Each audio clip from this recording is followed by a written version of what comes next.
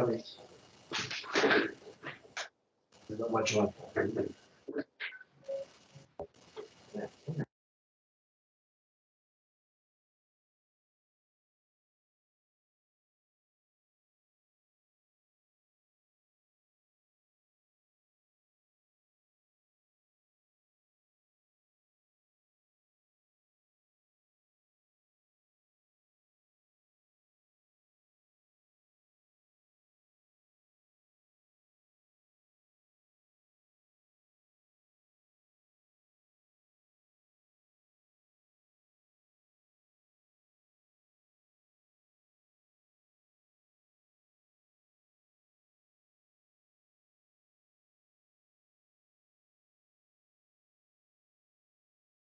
Je sais pas.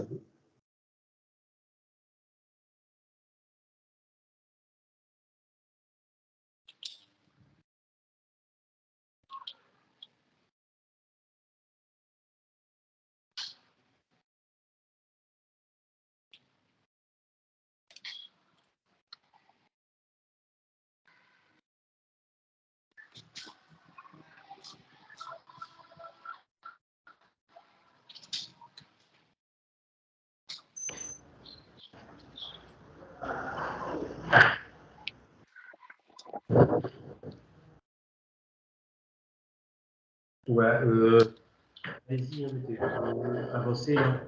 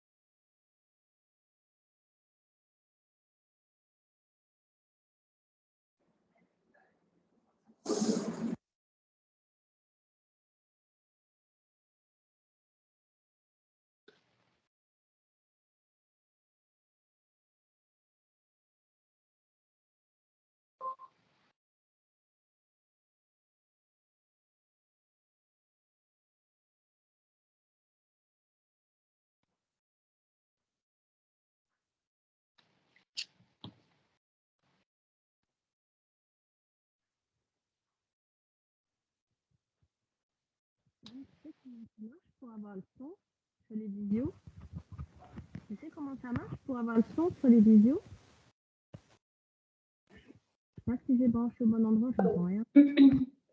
C'est de notre côté. Rien, il n'y a aucun son. Est-ce que vous pouvez mettre le son, s'il vous plaît?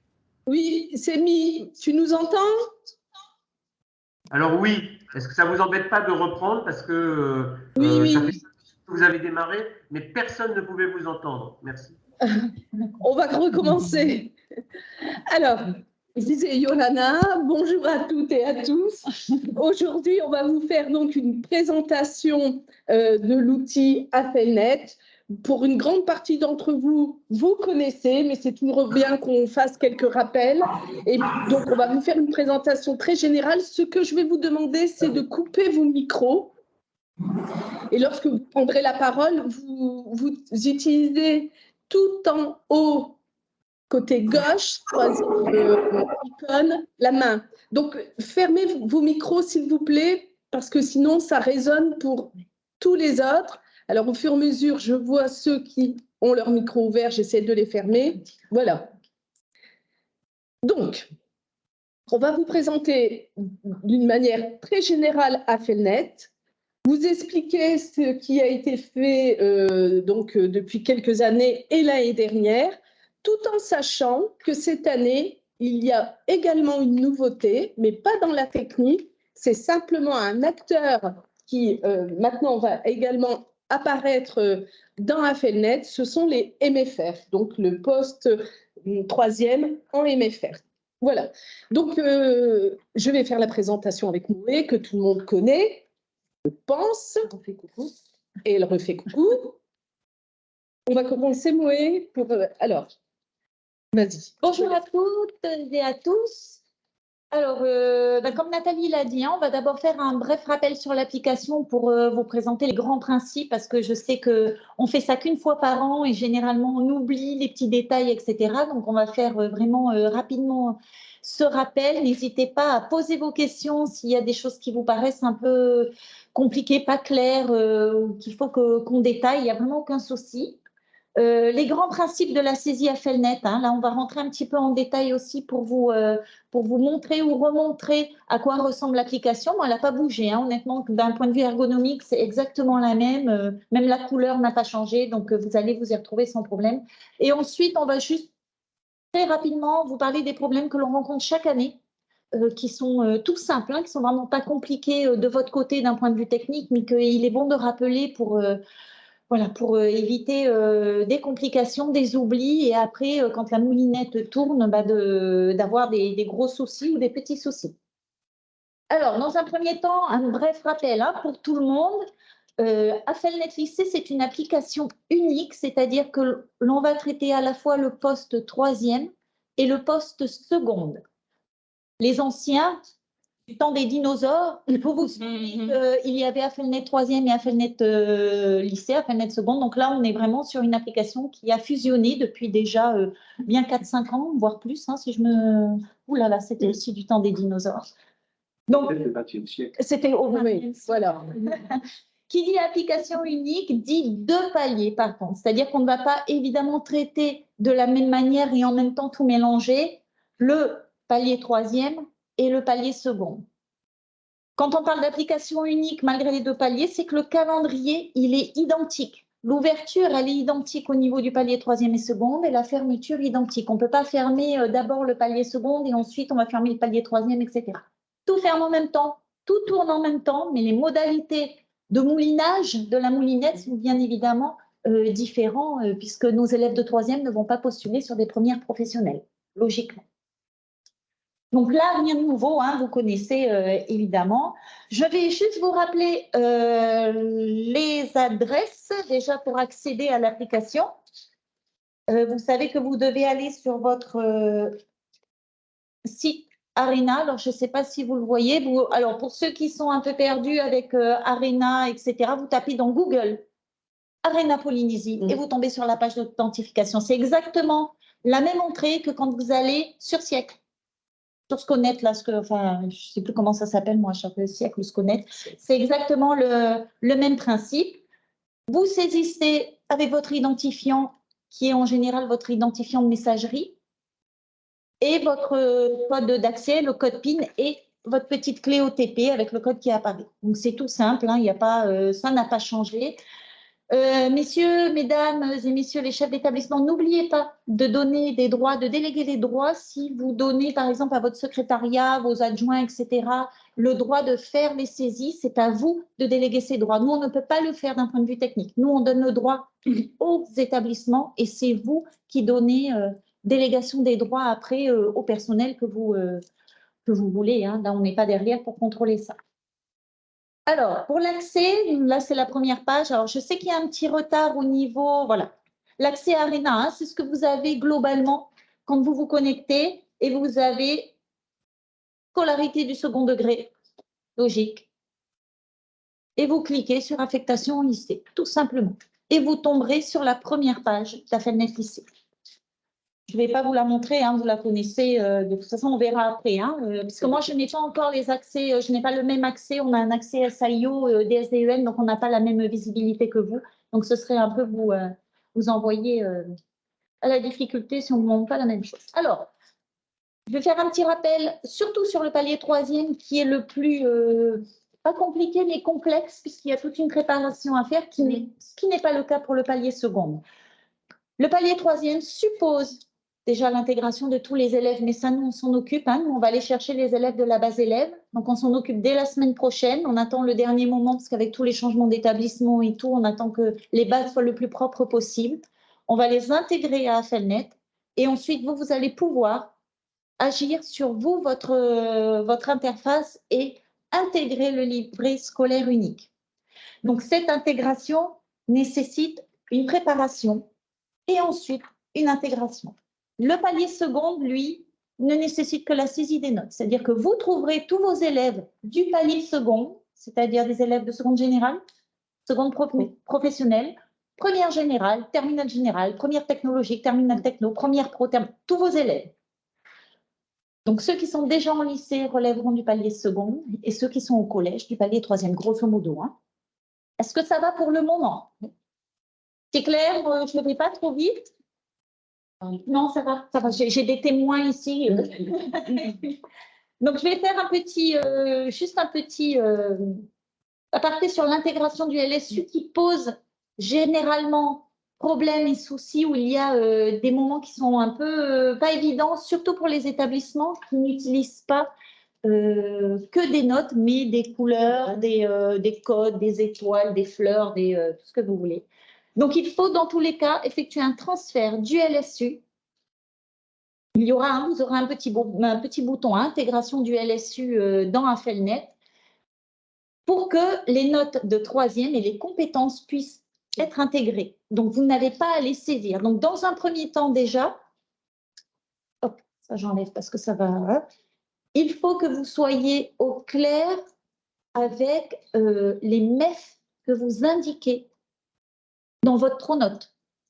Et alors si je ne me trompe pas, c'est siècle ou Sconet où il y a aussi un lien des matières, les options, voilà. Il faut vraiment que vous soyez à jour des intitulés MEF parce que tous les ans, et je pense que les principaux de collège qui ont des 3e prépa métiers par exemple, vous vous en souvenez puisque vous êtes amenés à saisir souvent manuellement toutes les notes de certaines matières de prépa métier parce que vous n'utilisez pas tout simplement le bon MEF, le MEF officiel. Tous les MEF que vous allez vous inventer, je ne sais pas moi, je vais prendre un MEF, allez, vous avez une matière football, je dis n'importe quoi, hein, exprès, qui n'est pas reconnu au niveau national, ne sera pas remonté. Vous n'aurez vraiment que les matières du référentiel de la classe de 3e, 3e prépa métier, 3e SECPA, qui sera remonté. Donc, si vous avez je sais que certains établissements ont des classes à projet, que ce soit du numérique, de la robotique, etc., ça ne remontera pas. Donc déjà, dans un premier temps, vérifiez bien ça pour que vous n'ayez pas de soucis au niveau de l'intégration et que vous n'ayez pas à saisir manuellement 50, 60, 150 notes chaque année. Donc le transfert, il va tout simplement permettre le calcul automatique des points qui sera nécessaire pour différencier les élèves qui vont postuler en voie professionnelle. Je vous rappelle que la seconde générale et technologique ne procède pas de calcul de points. L'élève, il demande son lycée de secteur, il a sa place de droit, d'office dans son lycée de secteur. Celui qui demande une dérogation, après, il y a un calcul qui est différent, mais qui n'est pas lié aux notes. Et pour l'hôtellerie et STHR, oui. S2TMD. Alors, S2TMD, ça reste une seconde générale, mais il y a un bonus qui est accordé pour les élèves qui sont sélectionnés.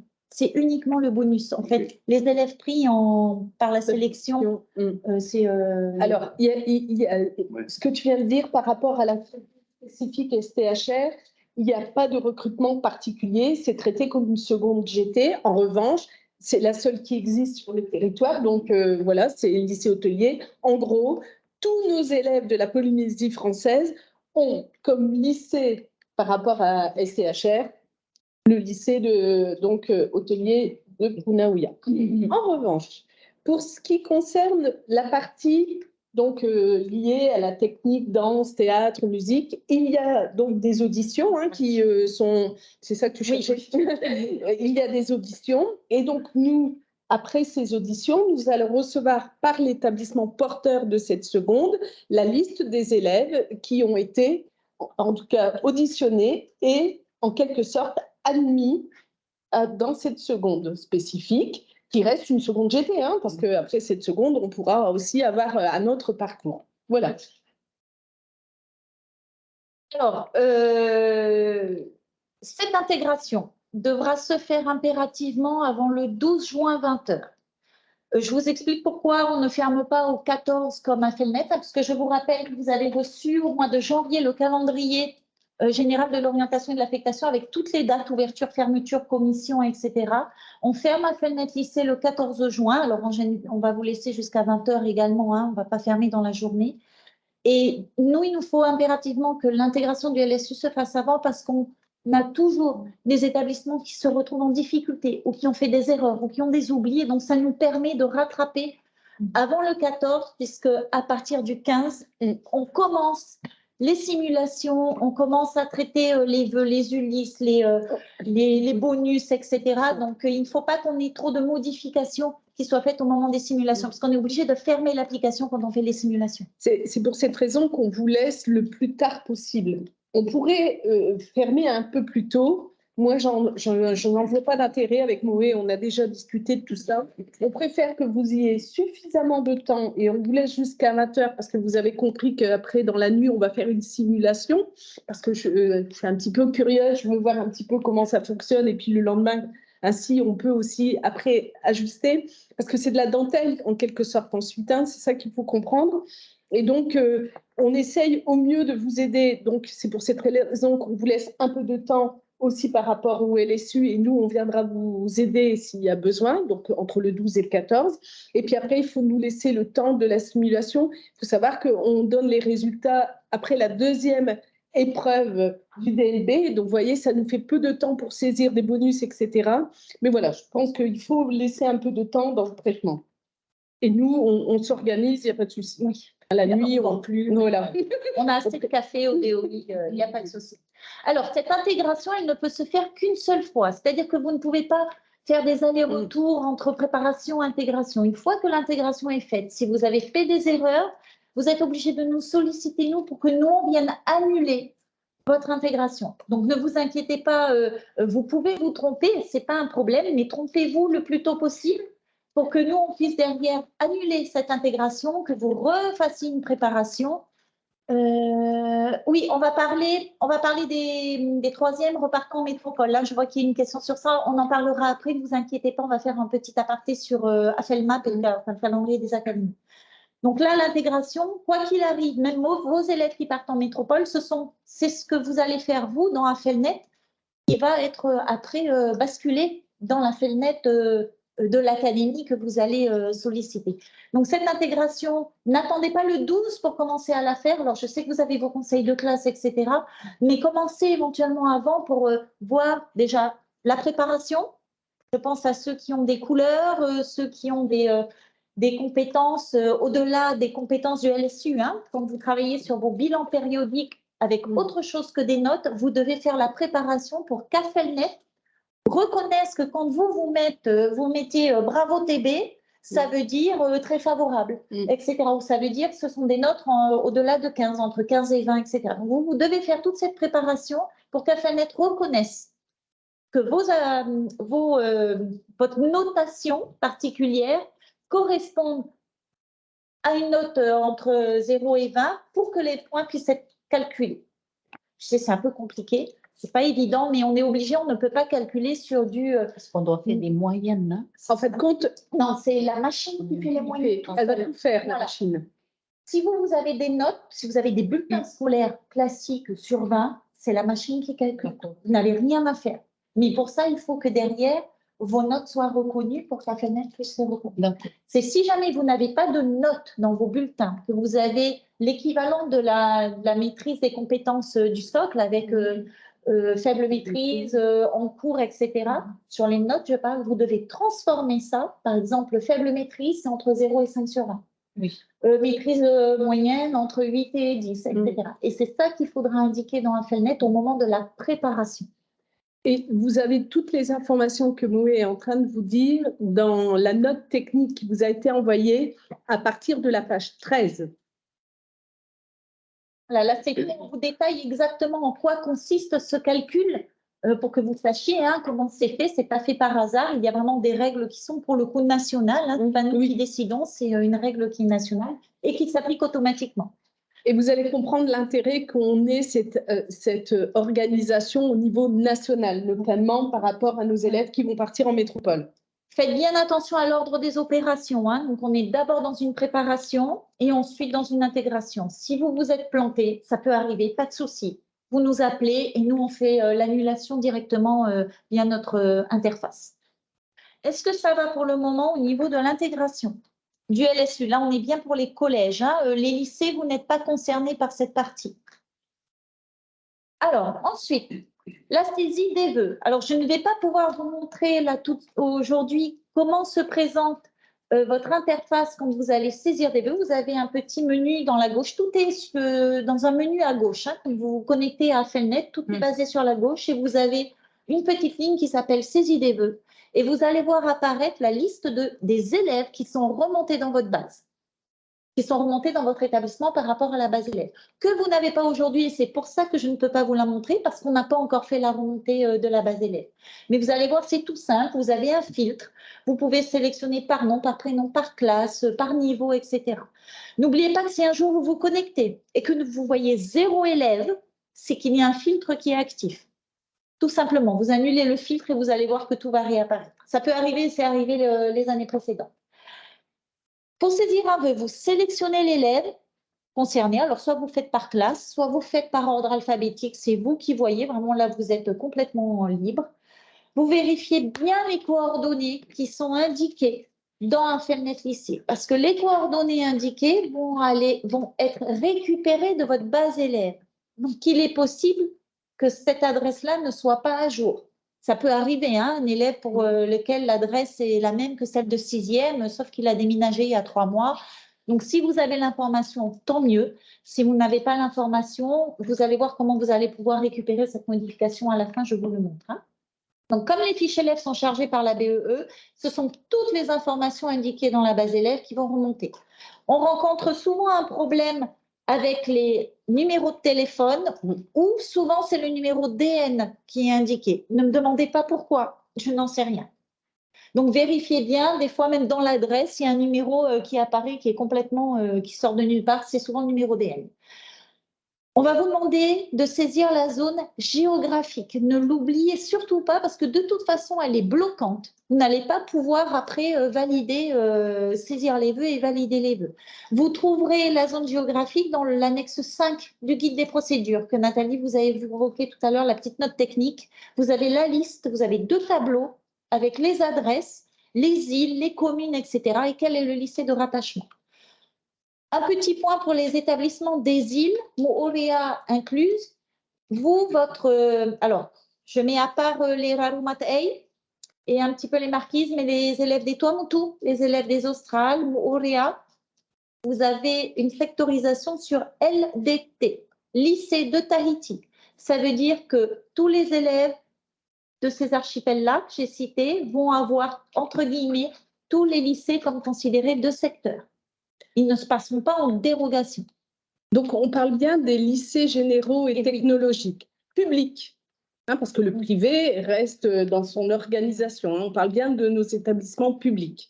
On va parler du privé après. Les élèves des Marquises, la zone géographique, vous la verrez, c'est le collège de Taïorae, c'est indiqué. Et pour les Rarumatei, c'est le lycée d'Uturoa.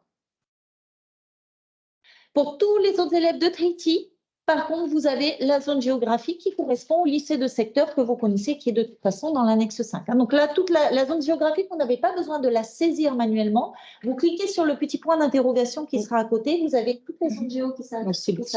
Voilà. Ne mettez surtout pas le nom défini. Parce qu'un élève qui a une zone géographique non définie passera en dernier, c'est-à-dire même après les dérogations dans le traitement. Et c'est déjà arrivé hein, pour des élèves qui avaient en plus LDT, c'est-à-dire qui étaient du secteur sur tous les établissements pour la seconde générale de Tahiti, qui se sont retrouvés non affectés en liste d'attente parce que la zone géographique était indiquée non définie. Donc, faites bien attention à ça. Ensuite, vous validez. Je vais vous montrer après à quoi ressemble la fiche. Hein. Donc, la validation de cette page, elle va être indispensable pour que vous puissiez derrière saisir les vœux. S'il y a quelque chose qui bloque, de toute façon, la page restera, vous aurez un message en rouge en haut qui dira « Vous n'avez pas saisi la zone géographique » ou « Il manque un responsable légal » ou « L'élève n'a pas de responsable légal » ou « L'élève n'a pas de prénom » ou j'en sais rien. Ça bloquera tant que tout n'est pas au vert, entre guillemets.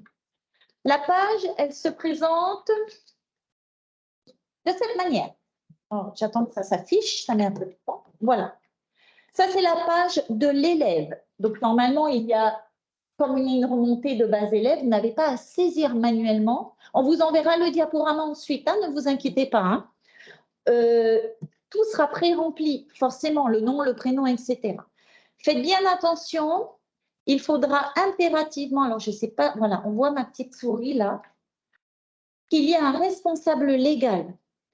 Il peut arriver qu'il n'y en ait pas pour X raisons, hein, parce que ce n'est pas indiqué dans la base élève ou que c'est juste une personne à charge mais qui n'est pas responsable. Vous ne pourrez pas valider la page s'il n'y a rien. Donc, il faut, dans un premier temps, appuyer sur le petit plus là du responsable légal, s'il n'y en a pas. Vous indiquez donc toutes les informations du responsable légal. Et avant de valider, vous venez ici vicher un responsable. Vous êtes obligé de mettre. Si vous mettez aucun, ça bloquera. Je ne sais pas d'ailleurs pourquoi il y a le aucun, mais en tout cas, ça bloquera. Vous cliquez sur la petite flèche et apparaîtra automatiquement le responsable que vous avez saisi. J'ai une coupure du réseau Internet. Ah, ok, pardon. Je ne sais pas à quel moment, Tiarama, tu as raté le...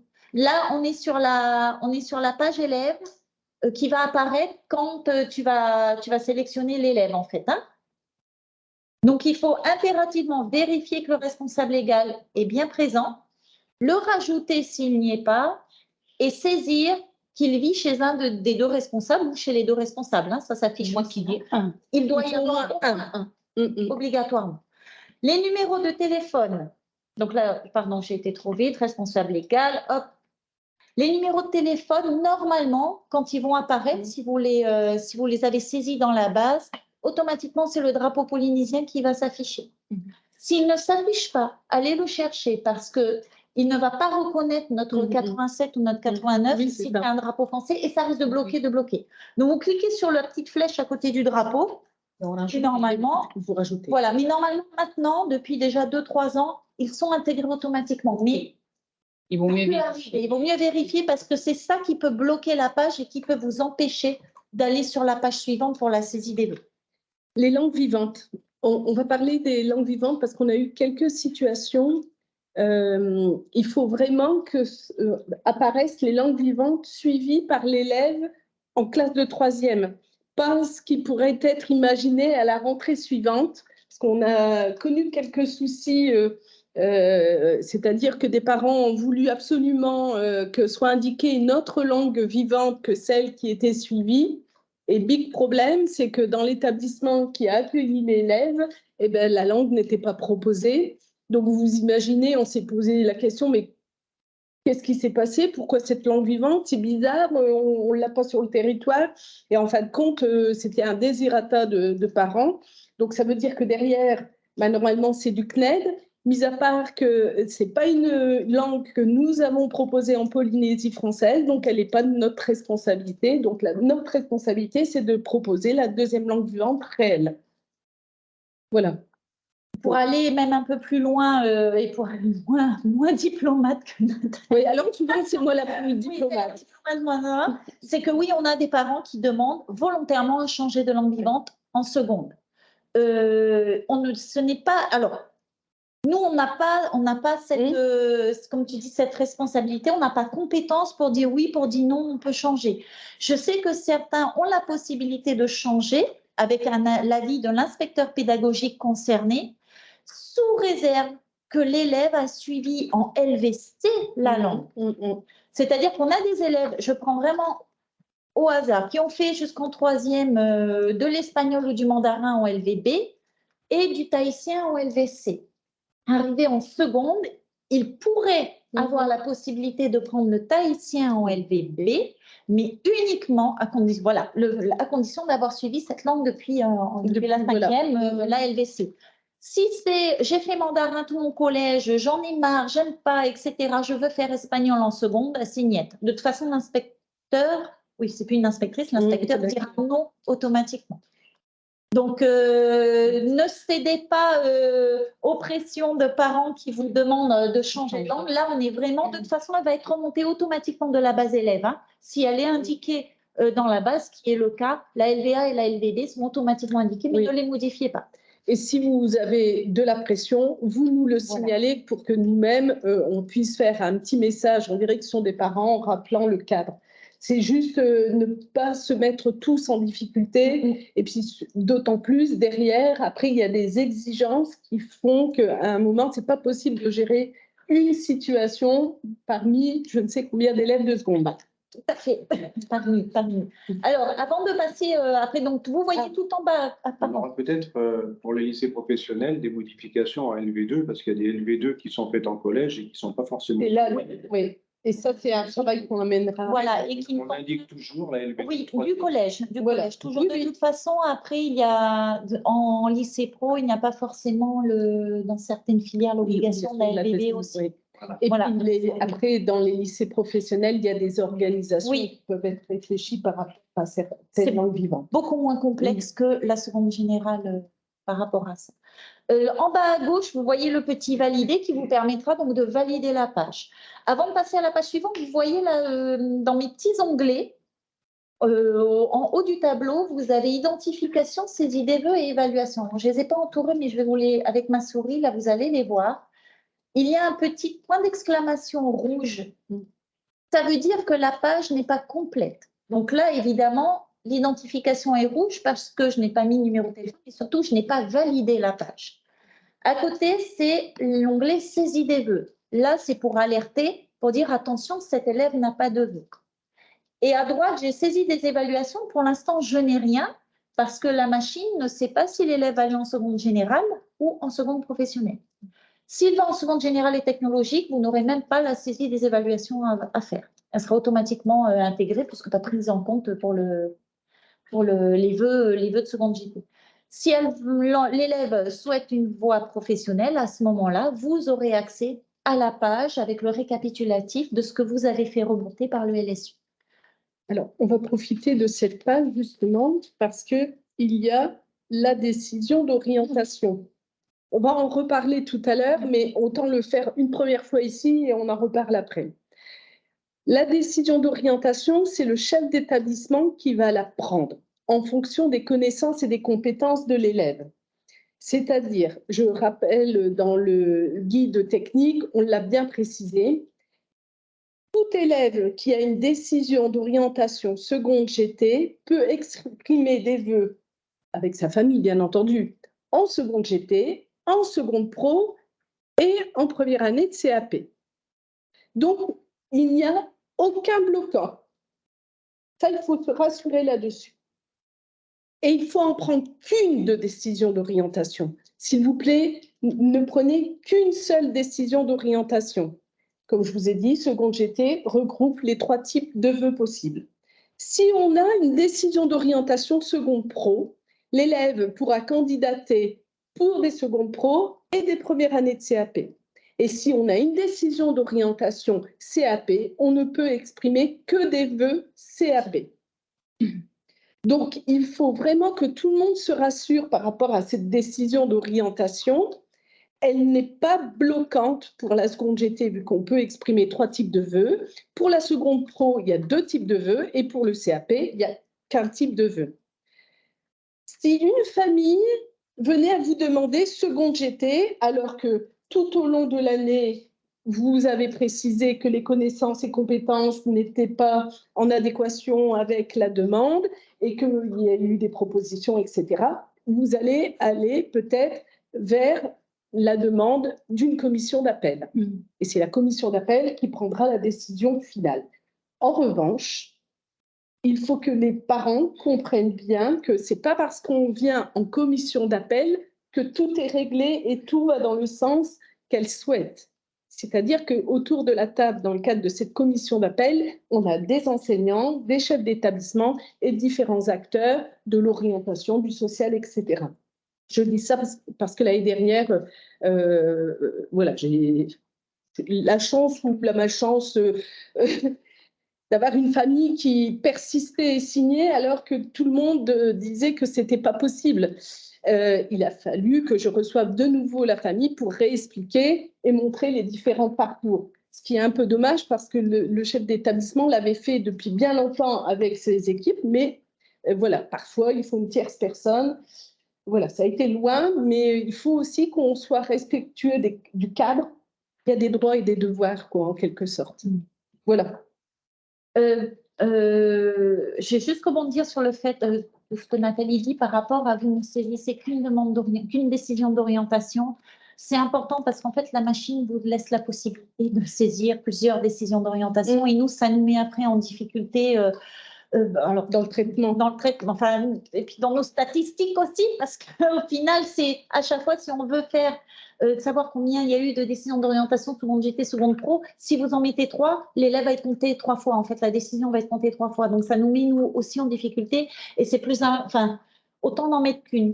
Et ce qui est important, même si l'élève fait des vœux en bac pro ou en CAP, mais vous estimez qu'il a les connaissances et les compétences pour aller en seconde GT, et on en a eu cette année, c'est qu'en début de seconde pro, l'élève peut s'ennuyer et dire bah non, au final, je veux retourner en seconde générale.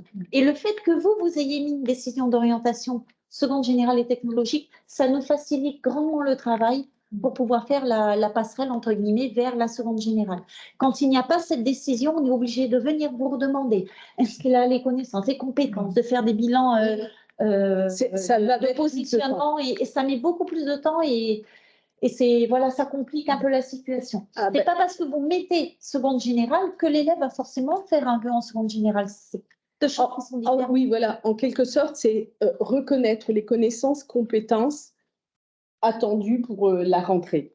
Là, il y a donc la collègue de Maïna qui dit « Quid des familles qui demandent les 3 vœux possibles ?» L'an passé, l'on pouvait en choisir plusieurs. Non, c'est ce qu'on vient de dire. Nous, côté chef d'établissement, il y a une décision d'orientation. En gros, souvent, je dis qui peut le plus, peut le moins. Donc là, quand on a seconde GT, on peut les 3. Et la famille fait les choix de formation. Il n'y a aucun problème là-dessus. Nous, on n'a pas en tout cas, aller s'immiscer dans cette réflexion du projet d'orientation dès lors que c'est bien réfléchi, que ce n'est pas une demande qui pourrait être un petit peu en contradiction avec tout le travail qui aurait pu être mené et même réfléchi avec les parents. Parce que ça aussi, vous en avez quelques-uns au dernier moment. Ils arrivent dans votre bureau et ils vous disent « Non, on a réfléchi, on a vu un tel et c'est ça. Et il aura sa place là. » Ben non, on sait bien que ça ne va pas être comme ça. Mais ça, c'est le travail que vous menez, ça, on ne s'inquiète pas. Donc, pas d'inquiétude, on peut exprimer les 3 vœux. En gros, Marina, tu as un élève qui fait un vœu en seconde GT, enfin en seconde pro, en seconde GT et en première année CAP. Si vous estimez qu'il a le niveau pour aller en seconde GT, la décision d'orientation est seconde GT. Ça ne viendra pas bloquer les vœux. Pas du tout. Par contre, s'il veut faire seconde GT, seconde pro et première année CAP, mais qu'il n'a pas le niveau pour aller en seconde GT, à ce moment-là, vous prenez la décision d'orientation de seconde professionnelle. Et donc, il peut faire des vœux qu'en seconde pro et CAP. Mais ce n'est pas parce qu'il fait 3 vœux sur 3 voies différentes que les décisions doivent être sur les 3 voies. Qui peut le plus, peut le moins. Qui peut aller en seconde GT, peut aller en seconde pro, en CAP. Qui peut aller en seconde pro, peut aller en seconde pro et en CAP. Qui peut aller en CAP, ne peut aller qu'en CAP. Voilà. Je ne sais pas si je suis claire. On a l'impression qu'on veut les convaincre. Mais non, vous savez tout ça. Nous ne sommes pas des perroquets. Ah, Marina encore. Oui, alors attends, je vais regarder. Non. Tu as levé la main, Marina. Ah, elle veut peut-être prendre la parole.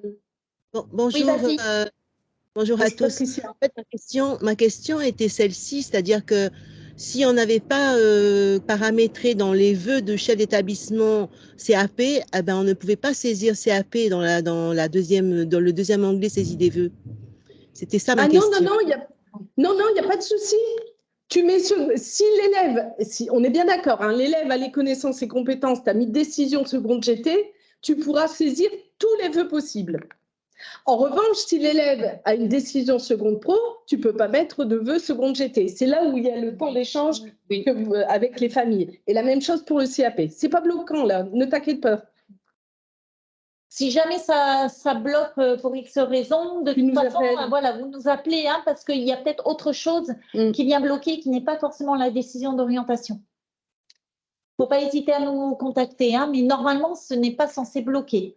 Donc, alors, est-ce qu'il y a eu un bug informatique à un moment? Peut-être, mais normalement, ça ne bloque pas, normalement. Alors, voilà la zone géographique. Hop, je vais passer à la suite. Alors là, on est sur la page. Une fois que vous avez validé la fiche identité de l'élève, vous avez la page pour la saisie des vœux qui s'affiche, puisque vous faites ajouter un vœu et vous avez ce petit champ-là qui s'affiche et vous devez cliquer sur le petit point d'interrogation pour rechercher la formation. Vous pouvez également, et ça on vous l'enverra dès l'ouverture, on vous enverra la nomenclature avec l'ensemble des formations post-troisième et post-seconde pour les lycées, des vœux. Donc, vous pouvez taper la nomenclature, enfin, le code. Faites bien attention à taper le bon. Il va s'afficher. Vous allez voir que ça va vous faire une proposition et vous sélectionnez. Chaque vœu est rattaché à un code, c'est-à-dire une formation dans un établissement, c'est un code. Ce n'est pas le même code quand c'est dans un autre établissement, même si c'est la même type de formation. Donc là, vous choisissez l'offre de formation, c'est-à-dire le vœu que l'élève veut. Vous indiquez si c'est une demande de dérogation ou pas. Si ce n'est pas une demande de dérogation, dans ces cas-là, vous pouvez passer à la suite et valider. Si c'est une demande de dérogation, vous indiquez oui. On parle bien de la seconde générale et technologique pour les dérogations. Et à ce moment-là, va apparaître la page qui vous demande de saisir le motif de la dérogation. Motif qui devrait être indiqué par la famille dans l'annexe 2, si je ne me trompe pas. C'est l'annexe 1 ou l'annexe 2, c'est l'annexe 1 qui est la demande d'assouplissement de carte scolaire que vous distribuez à vos élèves qui envisagent de ne pas demander la seconde générale dans leur lycée de secteur. Ils remplissent ce document, ils joignent les justificatifs et vous indiquez dans AFELNet le motif que la famille a coché. On ne va pas vous demander tout de suite de nous envoyer les justificatifs. On vous sollicitera si on a un souci, si on a besoin d'avoir des éléments complémentaires. On va prendre une situation. L'élève a normalement comme sectorisation le lycée Gauguin, mais voudrait aller au lycée Diadème. Il y a une demande de dérogation qui doit être faite. Les 7 critères ministériels sont les mêmes pour AFELNet 6e comme AFELNet lycée ou même toute autre affectation.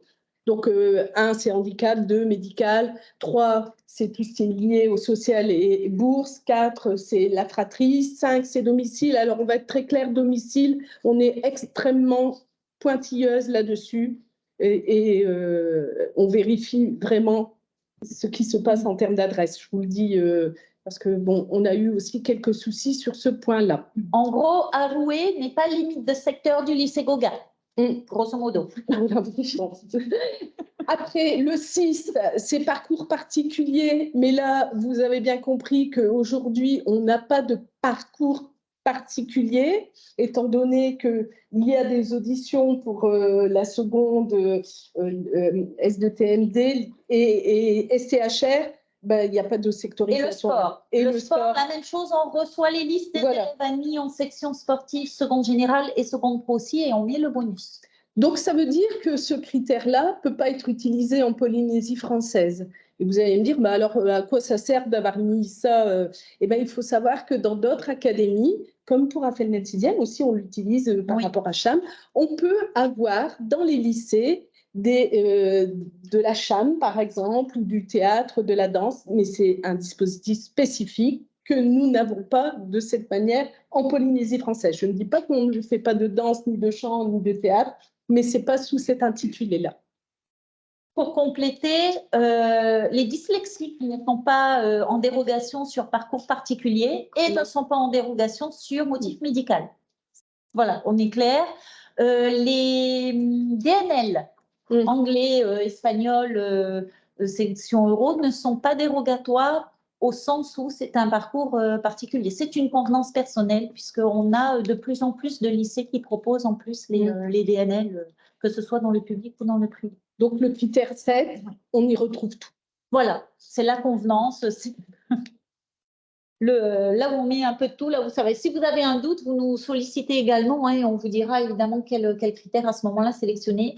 Je tiens à préciser aussi pour les familles qui vous diraient « Ah non, non, non », parce qu'on l'a eu l'année dernière. Non, non, mais moi, j'habite sur le secteur. Alors, je parle principalement de Gauguin parce que c'est surtout sur Gauguin où on a ces questions, alors que l'établissement nous dit mais non, ils habitent sur, alors je dis pire parce que je ne me souviens plus où était la famille. La famille a transmis un justificatif qui était une facture d'eau. On la refuse systématiquement parce que la facture d'eau, c'est toujours le propriétaire qui l'a. Mais il s'est trouvé que cette famille avait un locataire dans la maison. Donc, on va vraiment demander les factures d'été au nom du responsable légal. Là, on est vraiment sur les cas où on voit qu'il y a un contournement de carte scolaire. Hein. Donc, la famille avait le droit de demander la dérogation sur Gauguin sans aucun problème, mais elle a essayé de le faire passer sur le secteur. Donc, on va être extrêmement vigilant. N'hésitez pas, si vous avez un doute, à nous appeler.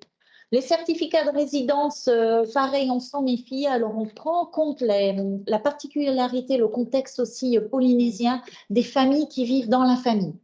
On fait attention à ça. Donc là, c'est vous qui savez si la famille vit depuis longtemps chez la grand-mère, etc. Ou si, comme par hasard, ils vont aller habiter à la rentrée dans le lycée qu'ils ont choisi.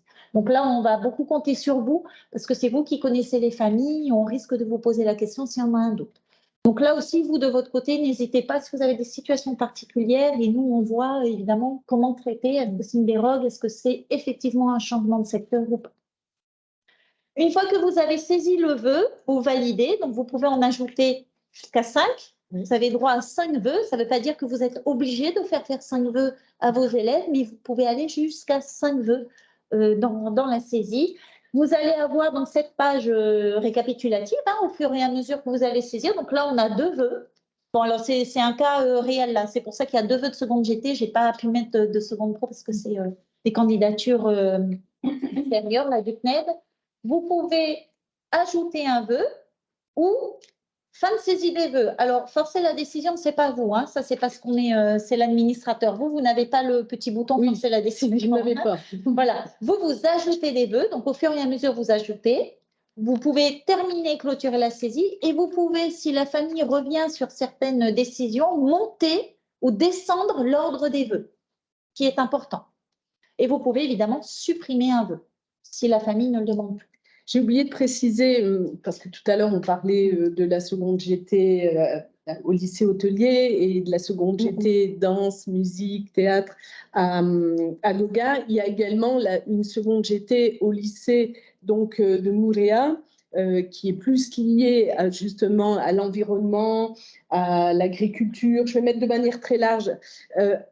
Après cette seconde GT, on peut bien entendu poursuivre des études vers une première technologique STAV qui est proposée dans l'établissement ou une première générale à Tahiti si c'est l'objectif, etc. Mais ça, c'est possible. Et il n'y a pas de sectorisation au niveau de cette seconde GT. Ça veut dire que tout élève de Polynésie française pourrait faire cette demande. Voilà, je préfère le préciser. Peut-être que Jean-Pierre est quelque part, mais... La seconde accompagnée du lycée d'Irlande. Alors, la seconde accompagnée du diadème, elle n'apparaît pas en tant que MEF vous allez voir dans la nomenclature. En revanche, c'est une organisation qui a été mise en place par le lycée pour justement accompagner des élèves qui auraient besoin d'un peu de soutien au début pour justement bien s'adapter à la classe de seconde GT. Donc, c'est un travail qui se poursuit, hein, il n'y a pas de souci au lycée Diadème et qui présente de très, très bons résultats justement. Donc, il n'y a pas de… Là, pour le coup, ce sont bien des élèves qui vont arriver à leur dérogation. Tout dépend si le lycée de secteur est Diadème, il n'y a pas besoin de dérogation. Si le lycée de secteur, je dis n'importe quoi, est Gauguin, oui, il faut une dérogation pour aller au lycée Diadème.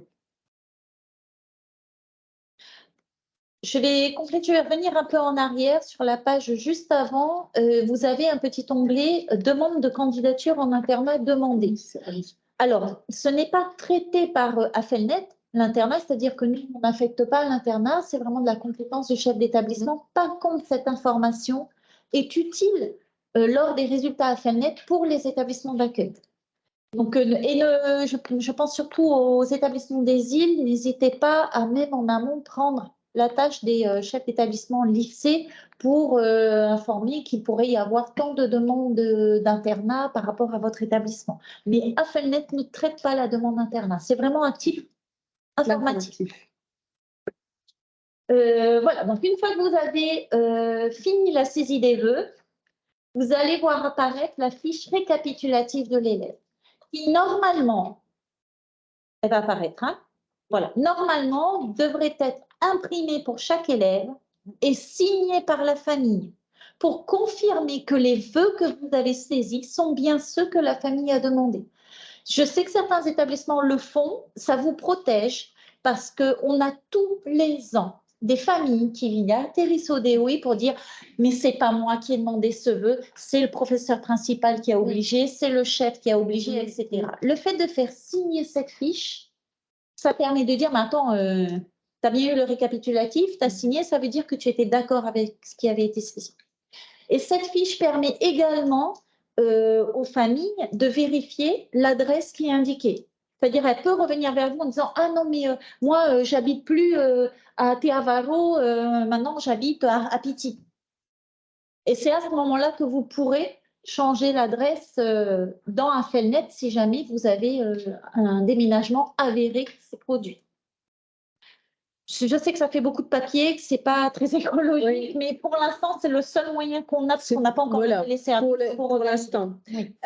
C'est important, notamment, je vais vous le dire, c'est lorsqu'on va avoir des mélanges de vœux publics, privés. Parfois, certaines familles nous disent « non, non, non, moi, je n'avais pas demandé le privé en vœu 1 ». C'est bizarre, ça apparaît en vœu 1, on n'a pas saisi par hasard en vœu 1. Donc, ça peut venir aussi un petit peu remettre à plat l'organisation des vœux. Que ça aussi, il y a eu une situation de ce type. En fait, quand on vous parle de tout ce qu'on a vécu l'année dernière, hein, on n'imagine pas. Hein. Donc, et puis souvent, c'est aussi, non, je n'avais pas demandé cette formation en voie pro, c'est n'importe quoi, je n'ai jamais demandé Maïna, non, c'est le professeur. Et quand vous vérifiez les fiches, vous avez les vœux et vous voyez bien que ça a été signé, mis à part que là, en ayant ce document, vous êtes tranquille. Voilà, vous êtes protégés. Nous, ça nous permet de traiter ces demandes-là qui peuvent nous arriver beaucoup plus facilement que quand on n'a pas d'infos, on est obligé de le solliciter, etc. Vous avez la possibilité d'imprimer cette fiche avec les notes et les évaluations. Vous n'êtes pas obligé. Vous n'êtes pas obligé parce que… On le fait. Voilà, mais vous n'êtes pas obligé parce qu'il y en a certains qui vont aller vérifier, râler, ils ne vont pas comprendre pourquoi est-ce que ce sont des points, voilà, ils ne comprennent pas forcément. Donc, ça peut être compliqué. Il y en a qui, les plus malins, vont aller calculer leurs notes au DNB pour voir s'ils ont obtenu ou pas, etc. Ou vous pouvez aussi imprimer avec les adresses des représentants légaux. Là aussi, vous n'êtes pas obligé, mais là, pour le coup, c'est plus intéressant pour pouvoir vérifier. Signez-t-elle l'attache au dossier unique? Non, cette fiche, elle appartient à l'établissement. Vous la gardez. Vous n'êtes pas obligé de mettre dans le dossier d'inscription. Vous pouvez, hein, mais ce n'est pas une obligation parce que de toute façon, c'est les résultats de l'affectation qui vont compter. Ce n'est pas la fiche récap des vœux. La fiche récap des vœux, elle est vraiment pour faire valider à la famille, dire voilà, nous, on a saisi ça, est-ce que vous êtes OK? Parce qu'on sait très bien aussi que vous n'êtes pas des machines et que parfois, une même formation peut se tromper dans le code et mettre la formation à Rayatea ou je ne sais où. Et là, la famille, elle peut vérifier, dit oh là là, madame, monsieur, tu t'es trompée, tu as mis Rayatea, mais non, nous, on veut Taravao. D'accord? Donc, vous la gardez, cette fiche. Elle n'a pas utilité à être dans le dossier unique puisque ce ne sont pas les résultats de l'affectation. C'est le récapitulatif de la saisie des vœux. Ce n'est pas interdit, mais ça n'a pas forcément d'intérêt puisque normalement, même si une famille n'est pas d'accord sur l'affectation, etc., elle doit revenir vers son établissement d'origine. Elle ne doit pas aller râler auprès de l'établissement d'accueil. Hein. C'est vraiment l'établissement d'origine qui peut après nous solliciter, etc., pour la SIO et compagnie. Oui. Hein. De toute manière, toute famille qui se présente ici pour se plaindre de quoi que ce soit, nous, on revient toujours vers l'établissement d'origine. Parce que vous avez connaissance de la situation et de l'histoire, et nous, on n'aura qu'une partie, parce que c'est une partie vécue, en tout cas de cette manière par les parents et les élèves, et ça n'a pas l'intérêt que nous, on vienne à gérer ce point-là, parce qu'on n'a pas tout le background que vous avez. Donc, c'est très clair. À chaque fois, soit on vous appelle, soit on renvoie la famille vers l'établissement et on vous le précise, on vous appelle pour dire la famille arrive. Voilà. Alors après, méfiez-vous, parce que alors là, pour le coup, comme moi, je n'ai pas d'accès établissement, je ne sais plus si vous pouvez imprimer toutes les fiches d'un coup ou si vous devez les faire un par un. Là, regardez dans votre menu quand vous vous connecterez pour voir si vous avez la possibilité de le faire en bloc, parce que le fait de ne pas le faire au fur et à mesure, des fois, vous ne pouvez plus du tout récupérer la fiche récapitulative. Mais ça, je préfère vous demander de vérifier, vous, de votre côté, parce que je n'ai pas cet accès-là, moi. Donc, justement, moi, je le fais chaque année avec la chargée d'orientation. On était obligé de faire une capture d'écran à chaque fois, après saisie, les deux. Et on les imprimait quand les parents venaient et puis ils nous disaient c'est pas ça que j'ai mis, c'est pas ça que mon enfant a mis. On les montrait, voilà. Et avec les fiches d'orientation également, on les montrait. Voilà les vœux que vos enfants. Là, tu as possibilité d'imprimer directement une fois que les vœux sont saisis. Comme ça, au moins, ou d'enregistrer, hein, parce que l'impression, ça peut tout simplement enregistrer en PDF aussi sans forcément imprimer derrière. Hein. Alors, on nous demande si on peut ouvrir à Felnet avant le 30. Non. Alors, non plus, je ne suis pas une machine. Oui. Je pense qu'il faut aussi on va tous un petit peu se poser, on est tous un petit peu stressés à un moment et nous, on fait notre maximum. C'est ce qu'on vous a dit tout à l'heure, on vous laisse le maximum de temps. Nous, on préfère travailler la nuit et vous laisser du temps pour qu'il y ait le moins d'erreurs possible. Et nous, ça nous aide aussi, hein, justement, de vous laisser le temps. Mais ouvrir avant le 30, je pense que ça va être impossible. Parce qu'il ne faut pas oublier que derrière, on programme tout pour que tout soit nickel chrome quand vous avez la page ouverte, quoi. Oui. Donc, si on commence à faire des modifs alors que vous êtes en train de saisir, c'est la catastrophe. Notamment par rapport à des mails. Si vraiment on arrive cette année et que je peux m'acheter une cape de Superman.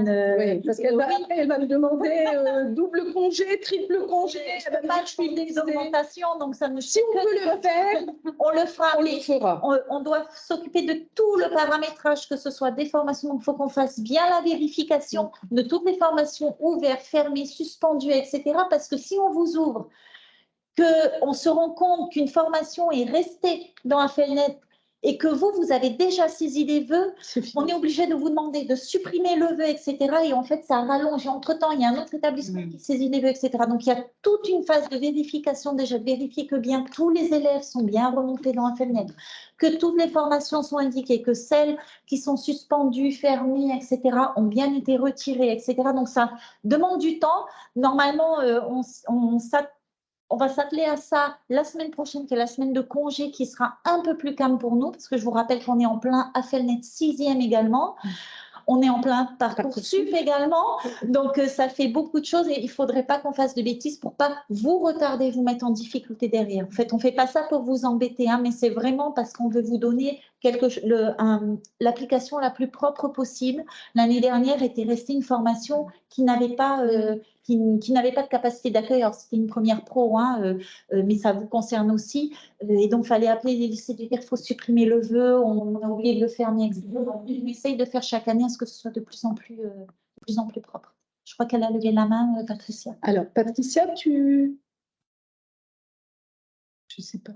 Ou alors, ça vient de la main. Ah non, ça y est. OK. On va poursuivre si vous n'avez pas de questions sur la fiche élève et la saisie des vœux. Alors, une fois que vous avez saisi le vœu de tous vos élèves de 3e, et je vous rappelle, que dans le public, tous les élèves de 3e doivent avoir un vœu. Les élèves du privé, non, ce n'est pas obligatoire. C'est-à-dire que si vous avez vos élèves du privé qui restent dans le privé, vous n'avez pas à saisir le vœu. Oui. Et les élèves de MFR, eux, sont comme les élèves du public, tous sont dans AFELNet. Parce que je pense que Jean-Pierre est là, Jean-Pierre Eugénie. Donc, là, oui, quand je parle du privé, c'est les collèges privés, hein, enseignants catholiques, protestants et adventistes. Vos élèves, par exemple, je ne sais pas moi, les élèves de Pont-Marie qui vont aller au LSR, vous ne saisissez pas les petits élèves ou qui vont à l'année, etc. Voilà. Vous ne les saisissez pas, ça ne sert à rien puisque nous, on ne va pas les traiter. Non, AFELNet. Par contre, un élève du public qui veut aller dans le privé, là, en seconde, que ce soit général, professionnel ou première année CAP, là, pour le coup, chers collègues, vous les saisissez. Nous en reviendrons dessus après. Hein. Alors, justement, on a une question. Avons-nous un code de recensement pour les vœux privés? Oui. Attention, les vœux privés apparaissent bien dans AFELNet. Hein. Donc, nos élèves du public qui demandent le privé, ça doit être saisi dans AFELNet parce que nous, après, on a un travail avec les établissements privés, justement, sur ce point-là. Et pour améliorer encore ce qui a été l'année dernière, puisqu'il y a eu quelques petits, pas oubli, mais parce que ça date de l'année dernière, la saisie dans le privé, chaque formation du privé aura son propre code. Pour le troisième, hein, c'est-à-dire l'entrée en seconde, générale, professionnelle et première année CAP. On n'en est pas encore pour les premières pros et les premières techno. Hein. C'est pas encore le cas. Courage. Mais là, voilà, chaque formation aura son propre code. Ce ne sera plus REC, voie professionnelle au lycée Rapoto, au lycée Saint-Joseph, etc. Il y aura vraiment un code par formation. Donc oui, les vœux du privé. Et pareil pour les MFR, pour le coup, chaque CAPA aura son code. Alors, une fois que tout ça est fini, une fois que vous avez vérifié que tous vos élèves ont bien un vœu, de toute façon, dans votre liste d'élèves, vous verrez apparaître un petit point rouge avec un point d'exclamation. Ça veut dire qu'il manque quelque chose à la fiche. Et généralement, il manque au moins un vœu. Et ça, vous le verrez. Une fois que tout est nickel, vous passez, une fois que l'intégration est terminée, que tout est propre, etc., à la validation des vœux. Et là, dans votre interface, vous avez... Dans le menu, donc le menu, il est à gauche, il est là, hein, vous avez validation du chef d'établissement. S'il vous plaît, n'oubliez pas de le faire. Parce que sinon, nous, on est obligé derrière d'aller se connecter à votre place et de faire chaque validation pour pouvoir nous valider globalement à AFELNet. À partir du moment où vous faites une modification, vous avez validé, et puis hop, il y a une famille qui débarque, elle veut changer son vœu, etc. Donc, vous modifiez le vœu, ça dévalide automatiquement votre saisie. Donc, il va falloir revenir à nouveau sur la validation. Vous ne pourrez pas valider s'il manque des informations. Surtout pour les élèves de 3e, hein, les élèves de collège, puisque tous les élèves doivent avoir au minimum un vœu de saisie. Les lycées, ce n'est pas le cas. Par contre, si vous commencez à saisir, je ne sais pas, un vœu d'un élève de seconde qui veut se réorienter en seconde professionnelle, s'il manque, par exemple, vous avez saisi les vœux, mais qu'il manque les notes, vous ne pourrez pas valider votre saisie. Il va falloir indiquer, bien remplir les notes, sinon ça ne prendra pas en compte. Il faut surveiller les petits triangles avec le point d'exclamation. Simplement. Hein, alors, pour les lycées, il n'y aura pas de triangle normalement sur tous les élèves, sauf si vous commencez à saisir quelque chose. À partir du moment où vous commencez à saisir quelque chose, il y aura des triangles partout. Donc là, normalement, il n'y a pas de problème particulier, hein, mais c'est juste un rappel pour que vous puissiez le faire, pour que nous, ça nous facilite aussi un peu la tâche. Peut-être avant d'aller plus loin, étant donné qu'on va passer à une autre étape, étape, on va justement aborder la situation des élèves qui vont partir en métropole. Alors oui. Donc c'est Je vais changer le partage voilà. d'écran parce que là, pour le coup, je vais me comme c'est en lien, autant qu'on le fasse tout de suite. Vas-y, vas-y. Ici.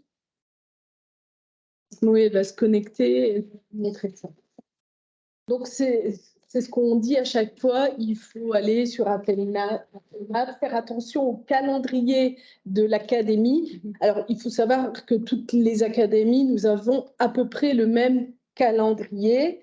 En revanche, il y a parfois 2-3 jours de décalage et c'est là où tout d'un coup on passe à côté de la situation. Donc, s'il y a le moindre problème, il faut me le signaler pour que moi, je puisse contacter mes collègues pour leur dire, attention, il y a cette situation, c'est un élève qui revient sur la métropole, etc., etc.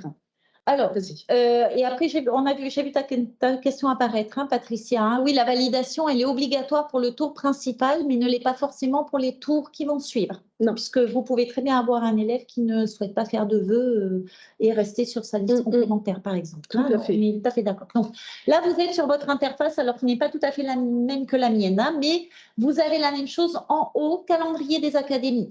C'est ce qu'on appelle la FELMAP dans le jargon quand je vous ai au téléphone, ce que Nathalie a dit. Hein. Donc, là, le calendrier des académies va vous envoyer vers l'interface qui va vous permettre de vous connecter à chaque académie en fonction des vœux des élèves de 3e ou de seconde qui demandent à repartir sur la métropole. Alors, ça met un peu de temps. Voilà.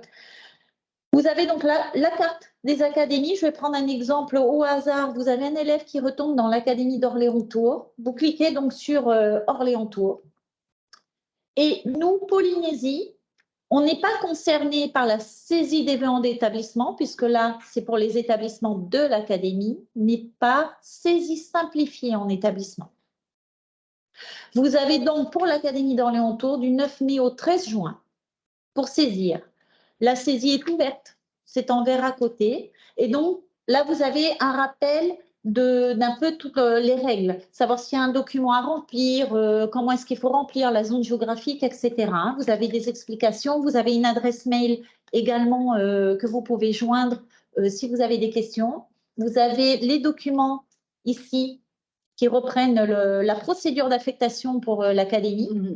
N'hésitez pas à aller la consulter parce que souvent, on va vous demander une saisie des vœux et également un envoi papier ou par mail de le récapitulatif de la fiche de saisie et de tous les éléments justificatifs de domicile, le récap de votre décision d'orientation, etc. Donc, il faut impérativement aller consulter le livre. Alors, je vais apporter une petite précision parce que le collègue de Tipperary va me dire « Oui, mais Nathalie, tu me dis que avant le 30, on ne peut pas et là, ils font le 9. » Attention, en métropole, on utilise maintenant tout ce qui est téléservice lié à l'orientation, à l'affectation et à l'inscription. Donc, c'est pour ces raisons qu'on est dans une autre étape que nous, on connaîtra peut-être un jour ou pas.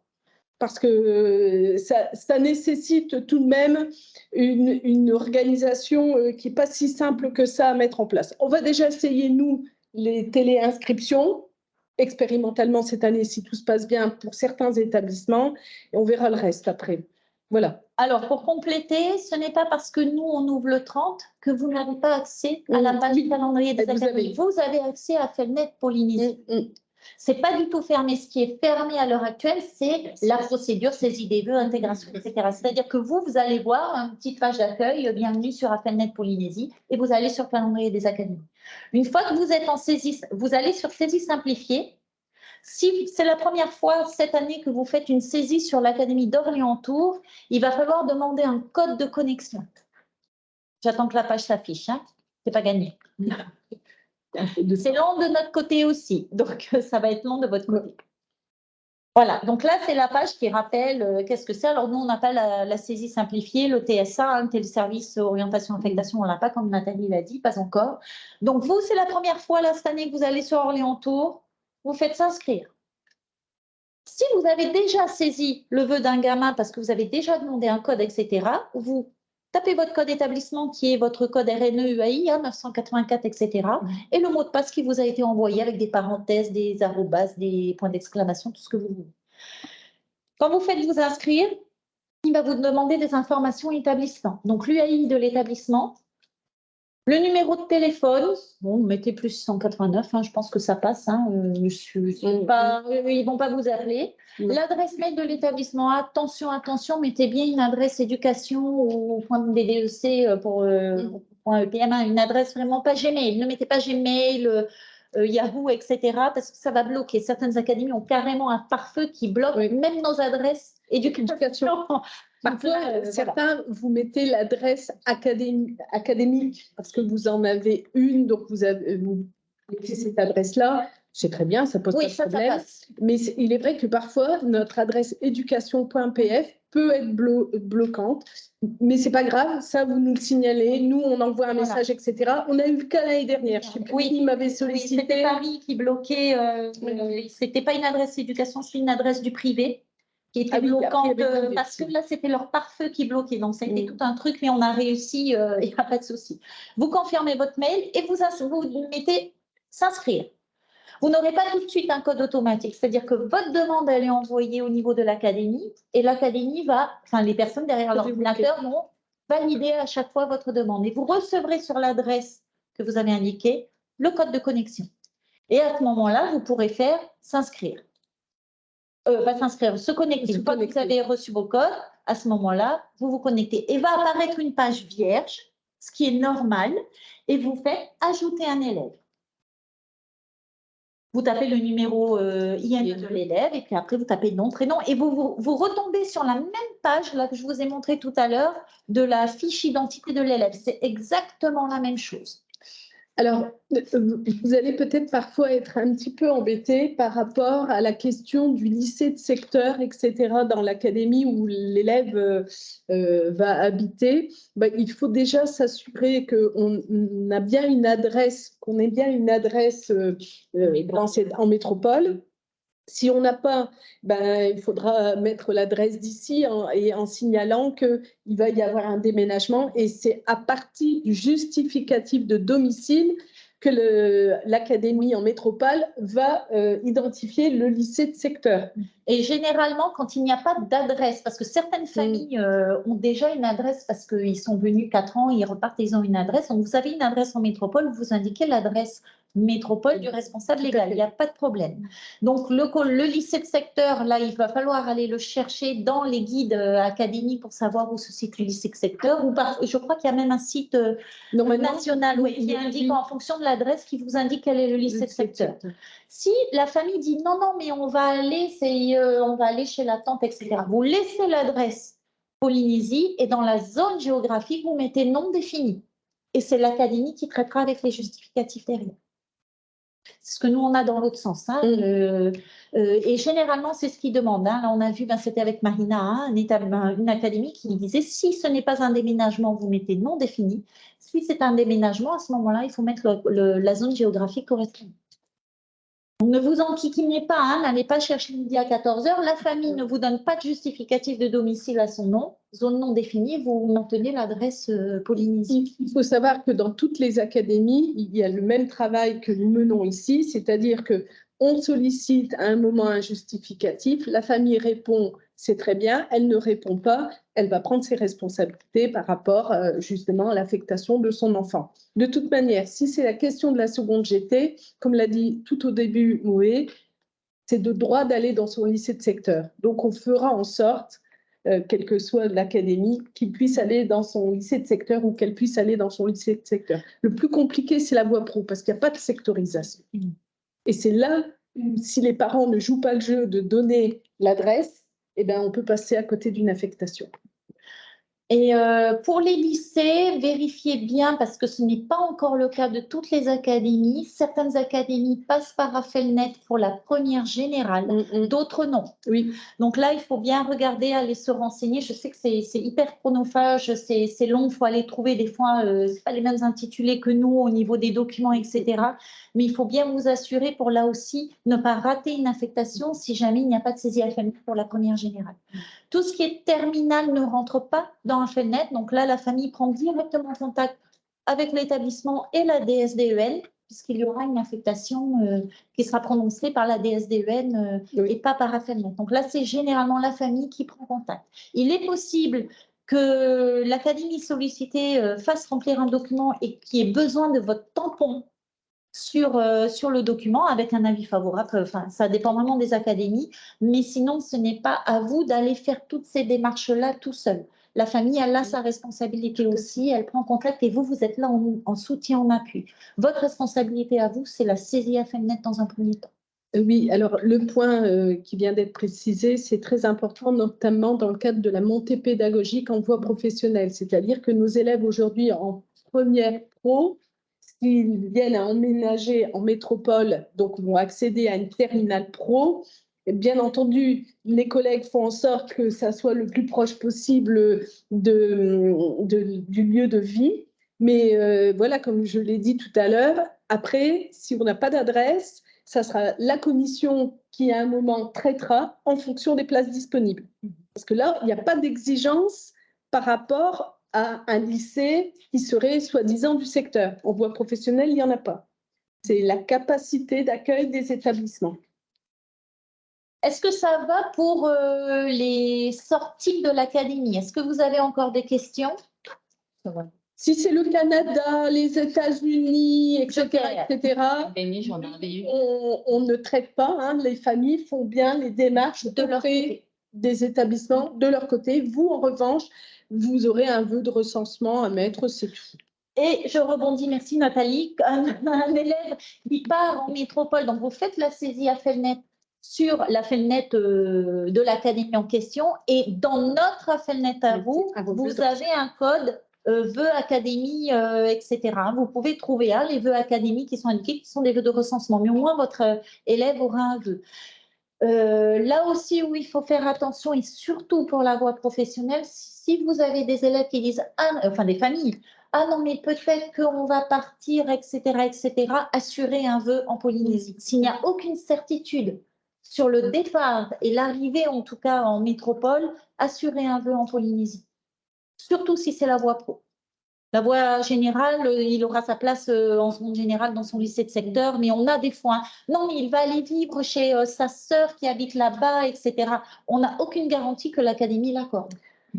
J'ai oublié de préciser un point. Dans certaines académies, le lycée de secteur, pour la seconde GT, en réalité, ce sont des lycées de secteur. C'est-à-dire que normalement, vous devez avoir dans l'explicatif par rapport à la note technique de l'académie, le fait qu'il puisse y avoir 1, 2, voire 3 lycées de secteur. Ça veut dire qu'à un moment, les familles, elles doivent bien comprendre que normalement, on doit exprimer un vœu dans ces 3 lycées de secteur, s'il y en a 3. Mais si elles ne le souhaitent pas, on n'est pas obligé de forcer, bien entendu. En revanche, c'est de la responsabilité donc, du DAZEN en métropole qui va, lui, affecter dans un des lycées de secteur. La famille n'a pas fait la demande, mais il n'y a pas de place dans le lycée qu'elle a demandé. On a cette obligation d'affecter dans un lycée de secteur et c'est ce qui est fait. Je vous le dis parce que dans la précédente académie, c'est ce qui se passait et c'est ce que je faisais pour l'inspecteur d'académie. Une question, Alors, j'ai pas vu. Attention, au niveau de la métropole, c'est jusqu'à 15 vœux. C'est pas 5 limités, ça va jusqu'à 15 vœux. Alors, ça ne veut pas dire qu'il faut faire 15, mais voilà, juste pour information. Et je crois, Patricia, tu as une question, mais je n'ai pas vu la fin. Comment est-ce qu'ils sont traités? Alors, attends. Excuse-moi, là je repars. Comment sont-ils traités au niveau de la validation finale, ces élèves partant en métropole? Dès lors que tu as mis ton vœu de recensement, donc tu as rempli pour la partie métropolitaine, comme on a montré par le biais d'AFELMAP. Toi, dans ton AFELNet Polynésie française, tu as mis le vœu de recensement, départ, voilà, académie, bon, c'est tout. C'est-à-dire que si tout est bien rempli, tout va être ouvert, tu valides, il n'y a pas de souci. S'il y a un triangle rouge, c'est parce qu'à un moment, il manque quelque chose, comme disait Moé, et tu vérifieras, peut-être que c'est un numéro de téléphone ou ce vœu de recensement. Le vœu de recensement t'aide également quand toi, tu vas devoir à un moment revérifier toutes ces situations d'élèves qui n'ont pas eu d'affectation, par exemple, après le tour principal. En métropole, dès lors qu'ils ont une adresse liée à la métropole, l'académie il n'y a pas de souci, ils sont traités comme élèves de l'académie. Hein, c'est pas parce qu'on vient de la Polynésie française qu'on ne va pas être traité en même temps que les autres.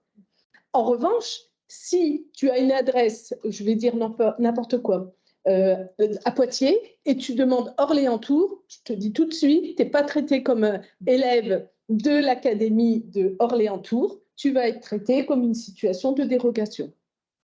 Voilà. Après, au niveau des résultats, quand de la Polynésie, c'est-à-dire vos élèves qui partent en métropole ne vont pas être traités par Affelnet Polynésie, puisque vous avez saisi un vœu de recensement. Donc, ils n'auront aucune proposition. Il y aura marqué vœu hors académie. Il va falloir que vous alliez regarder les résultats sur la FELNET de l'académie en question. Donc, il faut bien regarder dans le calendrier à partir de quand il y a les résultats. Et c'est à ce moment-là que vous pourrez donner, imprimer les résultats de l'affectation pour la famille. Il n'y a pas de lien avec notre FELNET à nous. Si on était dans le cadre des téléservices, oui. Mais ce n'est pas le cas là. Et nous n'avons pas non plus cette information. C'est-à-dire que je ne peux pas, moi, vous répondre si tel élève a été affecté à Orléans-Tours, à Poitiers, à Montpellier, etc. Nous n'avons pas cette info. C'est vraiment vous, au travers de vos codes que vous avez demandé, que vous allez pouvoir aller voir les résultats. Vas-y. Est-ce que c'est bon pour tout le monde, pour les départs en métropole, à Hawaï, à Hong Kong et compagnie? Tout va bien. Alors, on va passer là au grand principe de la saisie à FELNET lycée. Donc, c'est vraiment, alors pas forcément que des nouveautés, mais les nouveautés et ce qui existait déjà. Donc, comme tout à l'heure, Nathalie l'a dit, qui peut le plus, peut le moins. Ça veut dire qui peut aller en seconde générale, peut faire des vœux en seconde générale, en seconde pro et en CAP. Ça, on vous l'a déjà expliqué, on ne va pas revenir dessus. L'intégration du privé depuis l'année dernière avec la seconde générale et technologique, la seconde professionnelle, la première année CAP et cette année les CAP agricoles des MFR. Par rapport à cette intégration des vœux des formations du privé, il est important de saisir dans l'ordre que la famille souhaite. Je sais que pendant longtemps, on vous disait, parce que c'était des vœux de recensement, le privé, il faut le mettre en dernier. Ça n'a plus aucun intérêt, ça n'a plus aucun sens de fonctionner comme ça, puisqu'il n'y a plus de bonus premier vœu et que de toute façon, il y aura une réponse du privé à la demande de la famille. C'est-à-dire que, comme un vœu du public au final qui sera traité par Affelnet, là, c'est juste le privé qui va donner sa réponse. Ça ne tourne pas avec les notes d'Affelnet. Donc, si la famille, son vœu 1, c'est d'être dans le privé, il faut mettre le vœu 1 privé, éventuellement le vœu 2, vœu 3 public. Si le vœu de la famille du privé, c'est le vœu 2 ou le vœu 3, vous le mettez en vœu 2 ou en vœu 3. Il faut vraiment respecter le choix et la préférence parce que dans les principes, c'est que si la famille met un vœu privé en vœu 1 et un vœu public en vœu 2, si le privé l'accepte, il aura une proposition d'admission sur Affelnet. Il n'aura pas d'affectation dans le public derrière, puisque son vœu 1, c'est le privé. En revanche, vas-y, si le vœu 1 est public et le vœu 2 est privé, si le vœu 1 est public et que l'élève est admis, il va recevoir une notification d'affectation, mais entre-temps, le privé a aussi étudié le dossier et peut également proposer une admission. Mais on se doute que la famille va plutôt faire le choix du public parce qu'elle l'a mis en vœu 1. Mais parfois, ça rassure aussi les parents de se dire « je demande le privé et le public, de toute manière, je veux que mon enfant aille dans telle formation ».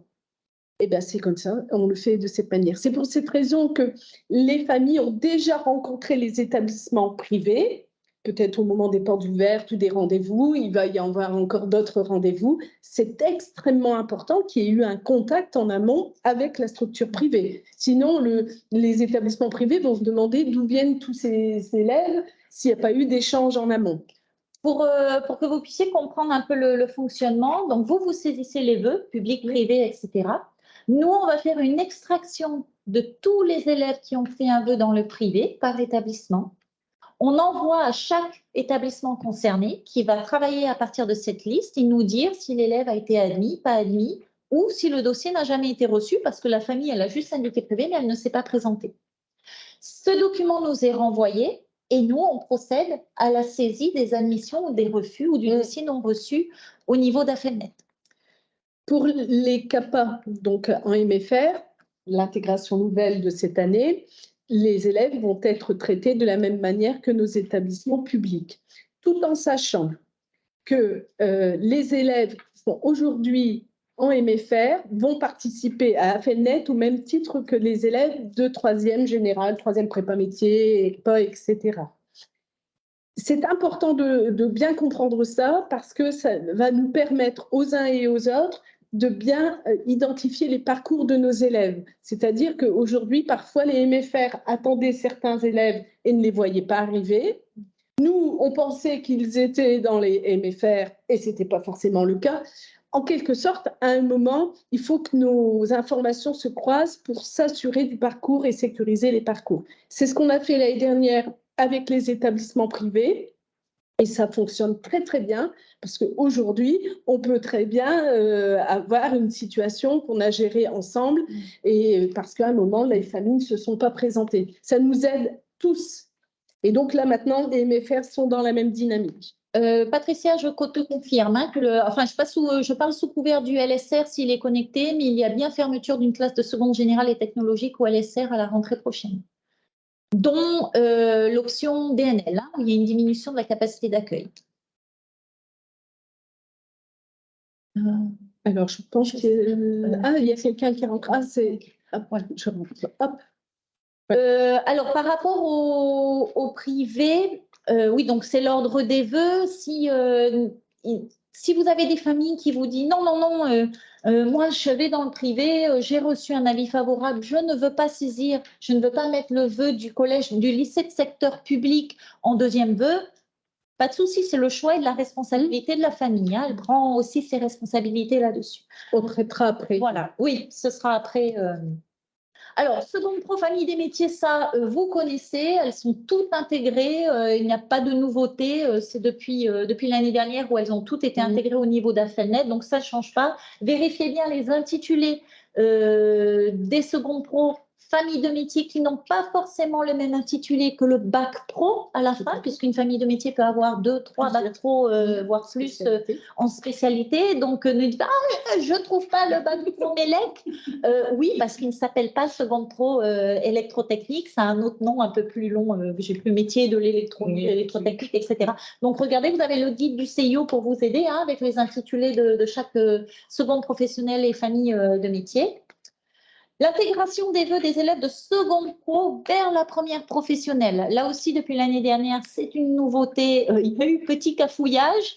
Donc, n'oubliez pas qu'il y aura montée systématique quand il n'y a qu'un seul vœu possible dans la spécialité. Je n'ai pas dit dans l'établissement, dans la spécialité, c'est-à-dire quand on est dans une formation hors famille de métier, je vais prendre tout bête le bac pro maintenance nautique. Les élèves de seconde pro n'ont pas d'autres possibilités. Donc, il y aura dans AFELNET une montée systématique pédagogique. Vous n'avez pas à saisir le vœu, sauf si l'élève demande à changer d'établissement en première professionnelle, ou une réorientation, etc. D'accord? Mais si l'élève reste dans son établissement en lycée Tayara Pounoui, il est en seconde pro maintenance nautique, il veut aller en première pro maintenance nautique au lycée Tayara Pounoui, vous n'avez pas de saisie de vœu à faire.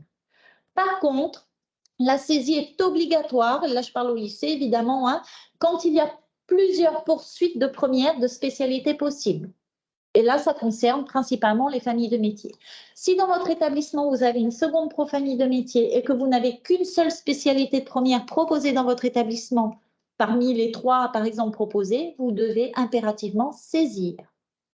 Doit-on vous faire remonter les places vacantes de première bac pro? Non, parce que nous, on prend la capacité d'accueil officielle. Les élèves ont un bonus pour être dans la continuité de leur formation et dans la continuité de leur formation dans leur établissement. 9 000 points, 6 000 points, 3 000 points. C'est-à-dire 9 000 points quand c'est la même poursuite d'études dans l'établissement, 6 000 points quand c'est la même poursuite d'études dans la spécialité, mais dans un autre établissement, et 3 000, je crois que c'était pour les changements. En gros, tout élève qui est dans un lycée professionnel engagé dans le cadre d'une seconde pro famille des métiers, s'il y a 2 spécialités ou 3 spécialités proposées dans l'établissement, il faut que les élèves puissent classer en tout cas leurs vœux. On va être très honnête. Il serait judicieux, en tout cas, de demander les 2 ou 3 spécialités. Hein. Maintenant, certaines familles ne sont pas d'accord, certains élèves non plus, mais il y a un risque de ne pas avoir d'affectation, étant donné qu'il y a une capacité limitée. Même si on est élève de l'établissement, il y a une capacité limitée. Donc, pour s'assurer une affectation, parce qu'on sait très bien qu'après, en cours d'année, vous réalisez des immersions et parfois, il y a des changements de spécialité. Ça, c'est ce qu'on fait tout au long de l'année. Mais il faut que tous les élèves participent. Tous nos élèves participent à AFENET. C'est important parce qu'il y a souvent des confusions en pensant que parce qu'on est élève du secteur, de l'établissement, on a automatiquement sa place. Si on ne participe pas à l'affectation, on n'a pas. Et pour vous aider à la saisie par rapport au choix des familles, etc., déjà, je vous rappelle que fin de seconde professionnelle ou fin de terminale CAP, il n'y a pas de dossier d'orientation puisque ce ne sont pas des paliers d'orientation. Vous avez l'annexe 6 du nouveau guide. Attention, ce n'est pas la demande de changement d'établissement, mais l'annexe 6 du guide actuel qui est la fiche de saisie AFENET lycée où les familles peuvent indiquer leurs vœux, signer, et vous avez l'aide à la saisie. Comme ça, vous savez quel vœu la famille a demandé, ou l'élève majeur pour certaines situations. Cette fiche, vous pouvez la saisir pour n'importe quel niveau, au niveau des lycées, hein, puisqu'il n'y a pas de dossier d'orientation, même des réorientations de première techno vers une première pro, etc. Ça vous permet d'avoir le document papier, écrit et signé de la famille ou de l'élève, s'il est majeur. Donc, ça veut dire que tous les vœux de tous les élèves en réorientation doivent être saisis. À partir du moment où vous avez un élève qui demande une réorientation, quelle que soit sa classe d'origine au niveau du lycée, vous devez saisir le vœu dans AFENET aussi. Après, c'est de notre côté, au niveau du traitement, où il y aura des bonus en fonction de la montée pédagogique, des dossiers passerelles des élèves de seconde générale, des terminales CAP vers la poursuite en première pro, etc., etc. Oui, et ce que je voulais préciser, c'est que il faut bien comprendre ce qu'est une réorientation et une passerelle. Une passerelle, je vais prendre l'exemple le plus classique, c'est un élève ou une élève en seconde GT qui envisage une première professionnelle. Ça, c'est une passerelle. Un ou une élève en seconde GT qui envisage une seconde pro, c'est de la réorientation. Pas la même chose. Autre point, un élève ou une élève qui est en seconde pro et qui demanderait une première technologique, et c'est uniquement la première technologique, ça s'appelle une passerelle, mais la passerelle, comme pour le premier exemple, doit être étudiée par les 2 établissements, donc par les 2 équipes pédagogiques. Il n'y a pas de décision de ce type à dire « toi, tu vas aller en première technologique ». Il y a un travail qui doit être absolument engagé en amont avec l'établissement qui serait susceptible d'accueillir l'élève. Avec une immersion, avec un bilan de positionnement sur les matières générales, technologiques, etc. Mais ça, c'est quelques cas, il n'y en a pas énormément et en général, vous vous rapprochez de nous pour connaître la la plupart du temps, c'est la première situation que je vous ai expliquée. La seconde, elle est plutôt rare. Elle devrait se développer normalement, mais bon, on verra. On continue. Alors, les problèmes rencontrés, il y en a 50 millions, ne vous inquiétez pas, parce qu'on en a en plus déjà parlé. Dans le dossier d'élèves, on est sur la notion de la zone géographique. Tous les ans, on se retrouve avec des élèves sans zone géographique. Alors, même pour ceux qui vont en voie professionnelle, vous êtes dans l'obligation de la saisir. Et vous vous basez sur la zone géographique de la seconde générale et technologique. Même si l'élève va en seconde pro ou en CAP, il faut toujours vous baser pas sur le vœu qu'il va faire. Alors, ça n'aura aucune incidence sur le traitement du vœu en voie pro. Ne vous inquiétez pas, c'est juste parce qu'il faut donner l'information au niveau d'AFENET. Oui, ce que je vous ai expliqué tout à l'heure pour la métropole, l'élève qui doit absolument avoir une adresse derrière, c'est une zone géographique. Ça veut dire qu'on reconnaît cet élève comme élève de l'académie. Eh bien, c'est la même chose pour nous. Si c'est écrit non défini, eh bien, il ne peut pas être considéré comme élève de l'académie. Donc, en gros, il a des points en moins. Voilà, donc elle est importante et surtout, comme on vous l'a dit tout à l'heure, elle correspond au domicile du responsable légal, avec évidemment le contexte polynésien des enfants qui vivent chez leurs grands-parents depuis la naissance, le fahamou, etc. On en tient compte bien évidemment et c'est vous qui connaissez les familles à ce niveau-là. Mais si l'enfant va aller vivre chez marraine qui habite comme par hasard dans la vallée de la Tipperary, à ce moment-là, l'élève est en dérogation. Si le responsable légal habite à Paea, qu'il a toujours vécu chez ses parents et qui va aller vivre chez tati, tonton à Papeete, il est dans le cadre d'une dérogation, donc vous n'avez pas à modifier pour le coup l'adresse. Hein. On est vraiment sur la personne qui a de fait l'autorité et la charge de l'élève, qui est considéré comme le responsable légal. Donc quand c'est différent, on est dans le cadre d'une dérogation, que l'élève vienne du public ou vienne du privé, hein, même vos enfants du privé, vos élèves du privé ont une zone géographique qui correspond à un lycée public, évidemment, qui est lié là aussi au domicile du responsable légal. Si un déménagement est prévu d'ici la rentrée, parce qu'on sait qu'à Felnet, c'est maintenant, c'est jusqu'à mi-juin, etc., que la famille est en capacité de vous fournir les justificatifs, vous les récupérez, vous modifiez la zone géographique. Et l'adresse surtout, hein, au-delà de la zone géographique, c'est l'adresse que vous devez modifier. Si par contre elle dit « Ah non, mais je vais déménager en août », mais qu'il n'y a rien, pour l'instant, vous maintenez l'adresse actuelle, la zone géographique actuelle, et nous, on fera l'affectation manuelle, une fois qu'Affelnet aura tourné, dès que la famille sera en capacité de nous donner voilà, un justificatif. Il peut y avoir aussi des familles pour lesquelles vous savez qu'elle va déménager parce que vous en avez la certitude, mais qu'il n'y a pas tout de suite, etc. À ce moment-là, ça peut leur être demandé à l'inscription au lycée. Et si on est dans un établissement qui sature vite, pour lesquels l'élève a été affecté dans le cadre du secteur, etc., et qui n'est pas du secteur, peut revenir sur la décision d'affectation.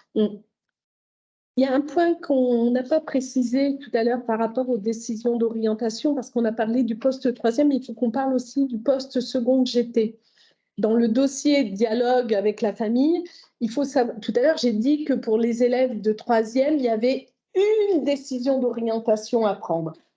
En revanche, pour nos élèves de seconde générale et technologique, eh bien, il se peut qu'il y ait plusieurs décisions d'orientation, notamment des élèves qui pourraient envisager la voie technologique et plusieurs types de voies technologiques.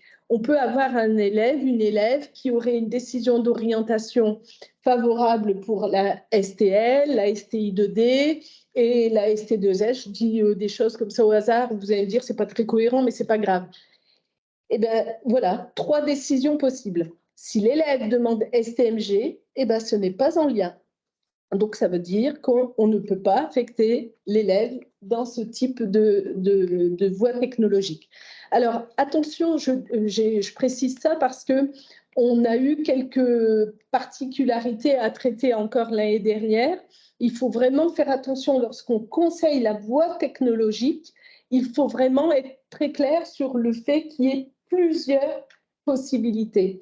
Quand c'est la première générale et qu'on n'a pas eu de réflexion par rapport à la voie technologique, bah, de toute façon, les chefs d'établissement vont mettre décision première générale parce que c'est en lien.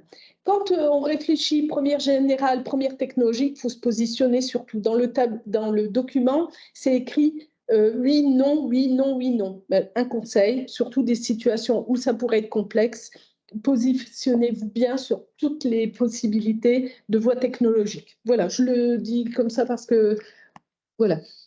La STMG, vous comprenez, les collègues qui sont derrière l'écran savent la pression qu'ils peuvent avoir par rapport à cette STMG qui n'est pas toujours un vrai choix de côté famille.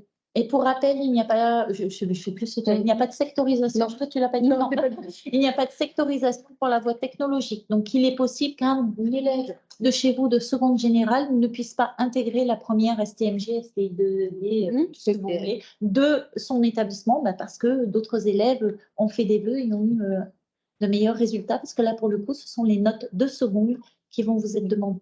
Donc, il paraît important que la famille sache éventuellement faire plusieurs vœux. Là aussi, hein, ce n'est pas acquis. La première technologie dans le lycée actuel de scolarisation n'est pas acquise.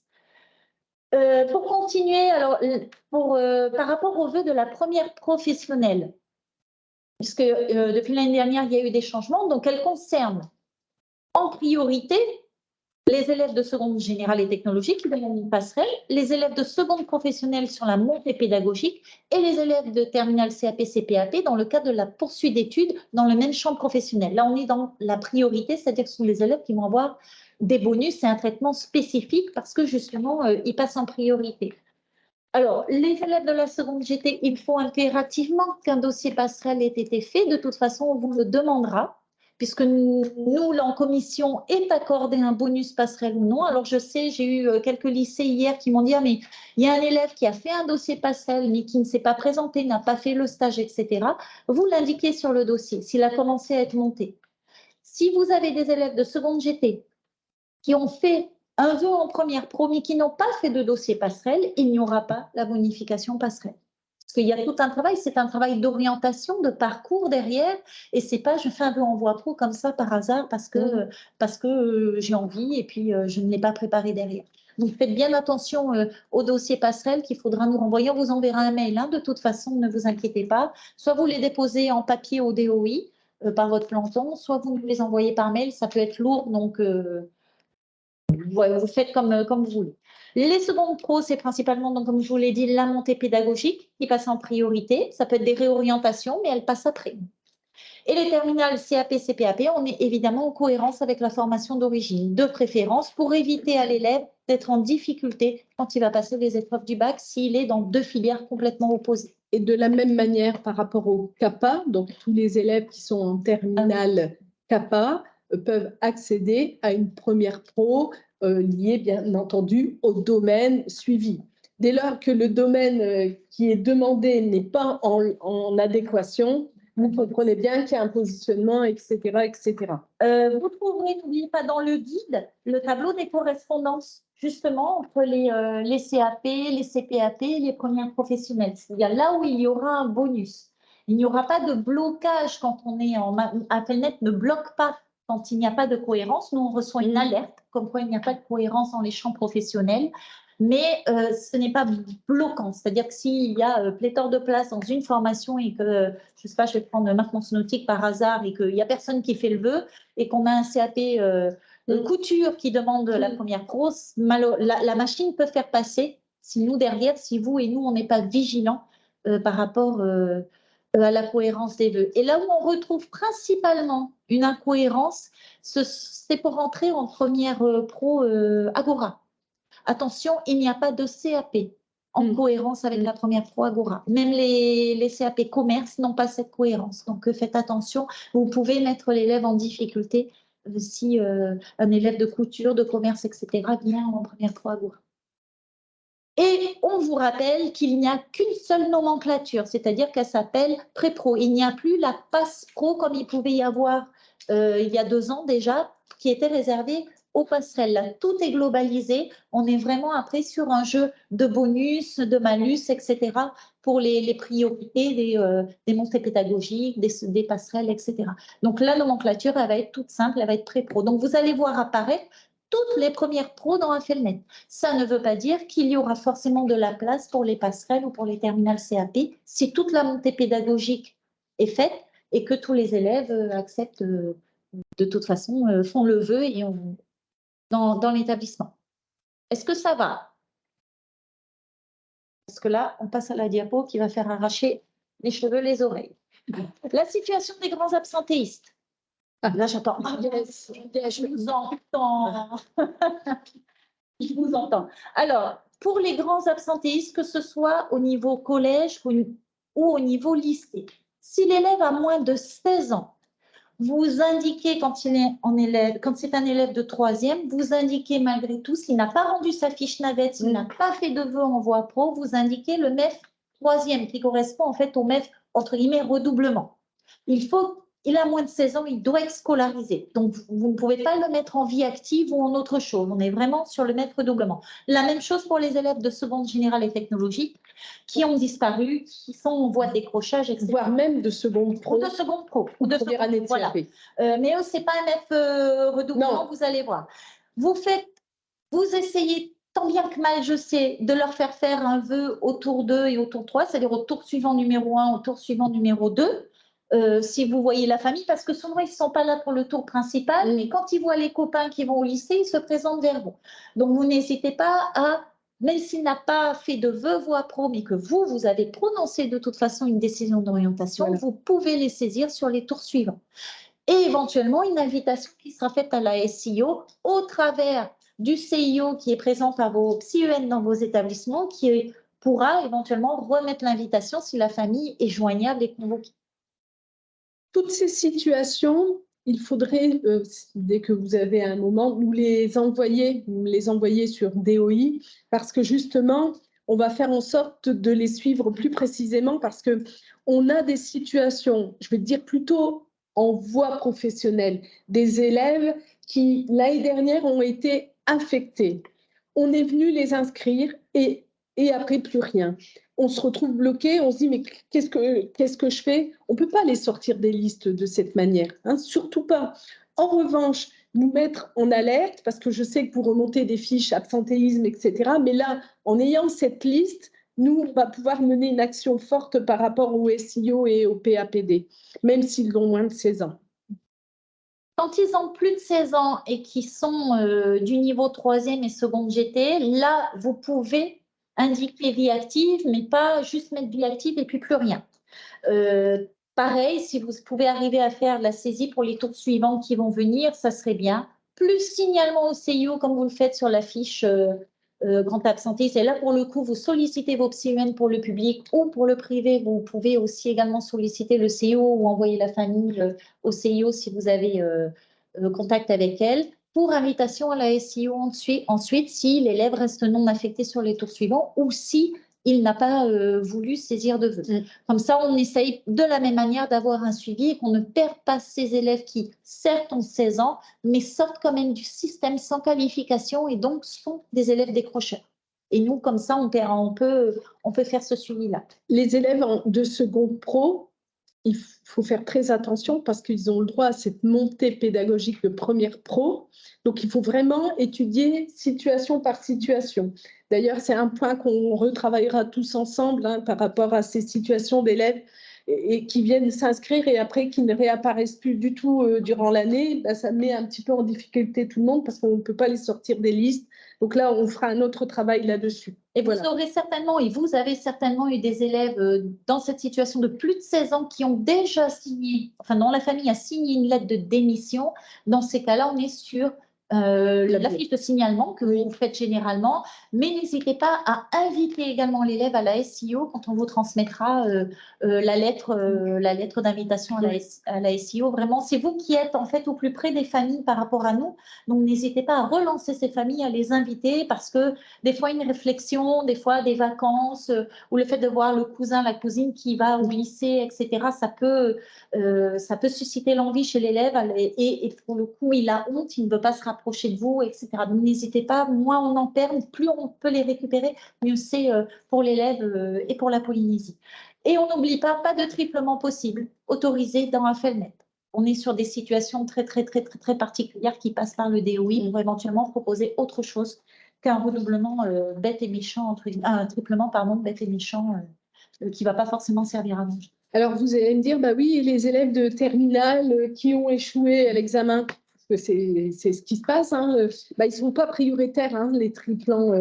D'ailleurs, c'est des situations qu'il faut qu'on traite à la rentrée avant de faire des réinscriptions de ce type. Il y a peut-être d'autres types d'accompagnement qu'on pourrait proposer. Voilà, mais c'est plutôt rare ici, donc je ne m'inquiète pas trop, mais oui, ça arrive. Ça peut arriver. Voilà, moi j'ai fini ma présentation. On a fini. N'hésitez pas à poser vos questions, quelles qu'elles soient, sur le sujet AFELNET, affectation, etc. Même si c'est la première diapo, la deuxième, on est là pour vous guider, vous accompagner. On vous écoute. Ou alors c'était hyper méga clair, c'était parfait. Vous avez tout compris, tout saisi, tout intégré comme le RSU. Il n'y a pas de... Ah, hyper méga clair. Bravo, Patricia. Ne m'appelle pas. Je rigole. Et tout d'un coup, elle va dire... c'était pas clair. Donc, réorientation en seconde GT. Tu peux nous en dire un petit peu plus, Maïté? Si c'est par rapport à la saisie, ils ont la possibilité, tu les saisis en réorientation seconde pro, première année CAP éventuellement. C'est de la réorientation, oui. C'est ce que je disais tout à l'heure. C'est soit on est en réorientation quand on est en seconde GT et qu'on demande une seconde pro, soit c'est une passerelle parce que là, on est en seconde GT et on demande une première pro. Et on peut mixer les vœux, hein. Et on n'oublie pas que même si l'élève demande une réorientation, il doit avoir une décision d'orientation. Donc, vous saisissez les vœux, c'est vrai. Alors, je vais poser une question. Oui. Non, pardon. Alors, je vais juste terminer. C'est vrai que les élèves de seconde GT qui demandent une réorientation en seconde professionnelle ne sont pas prioritaires par rapport aux montées de troisième. Mais on a des formations qui ne remplissent pas du premier tour au niveau du tour principal, donc il peut y avoir une... Voilà, ça peut rentrer. Alors, le collège de Tipperary souhaite nous poser une question. Oui, j'ai ouvert mon micro, je pense que vous m'entendez. Oui, vas-y. Oui, en fait, ce n'est pas directement une question à Feuillenet, mais c'est une interrogation parce que j'ai pu constater dans une fiche sur l'établissement qui m'a été donnée par le bureau des statistiques que sur l'année précédente, il y avait 10% d'élèves sortis sans information sur l'orientation. Or, tous les élèves ont été affectés, que ce soit au tour principal ou au tour suivant ou au deuxième tour suivant. Et je ne comprends pas comment est-ce qu'on peut avoir une statistique qui donne un chiffre aussi important. Donc, c'était pour bien faire mes saisies, bien appréhender ça, pour éviter d'avoir une impression qu'il y a 10% d'élèves qui sont sortis des bases, alors qu'en fait, 100% des élèves ont eu une affectation post-troisième. Je vais t'expliquer. Là, ce dont tu parles, c'est ce que t'a donné le bureau d'études et de la prospective. En réalité, c'est un comparatif de base. Mais toi, tu as un grand nombre d'élèves qui sont peut-être partis en métropole ou qui ont fait le choix d'aller à l'étranger ou peut-être du CNED libre. Donc, ils ne sont pas retrouvés, donc ils sont considérés comme sortis. C'est pour cette raison qu'il est important, dans toutes les bases, de mettre à chaque fois toutes les informations dont on dispose. Parce que souvent, on ne voit que sortie. Dès qu'il y a sortie, ça veut dire que l'élève, il a quitté le système scolaire, alors que ce n'est peut-être pas du tout le cas, mais ça arrive. Après, on a aussi des élèves qui vont vers la MFR. Et donc, à ce moment-là, nous, on ne les voit pas. Donc, c'est pour cette raison que le travail qu'on est en train de mener avec Jean-Pierre Eugénie et tous les MFR, c'est aussi pour qu'on soit au clair avec le parcours de nos élèves. Voilà pourquoi tu as 10%, je pense. Ok, merci beaucoup.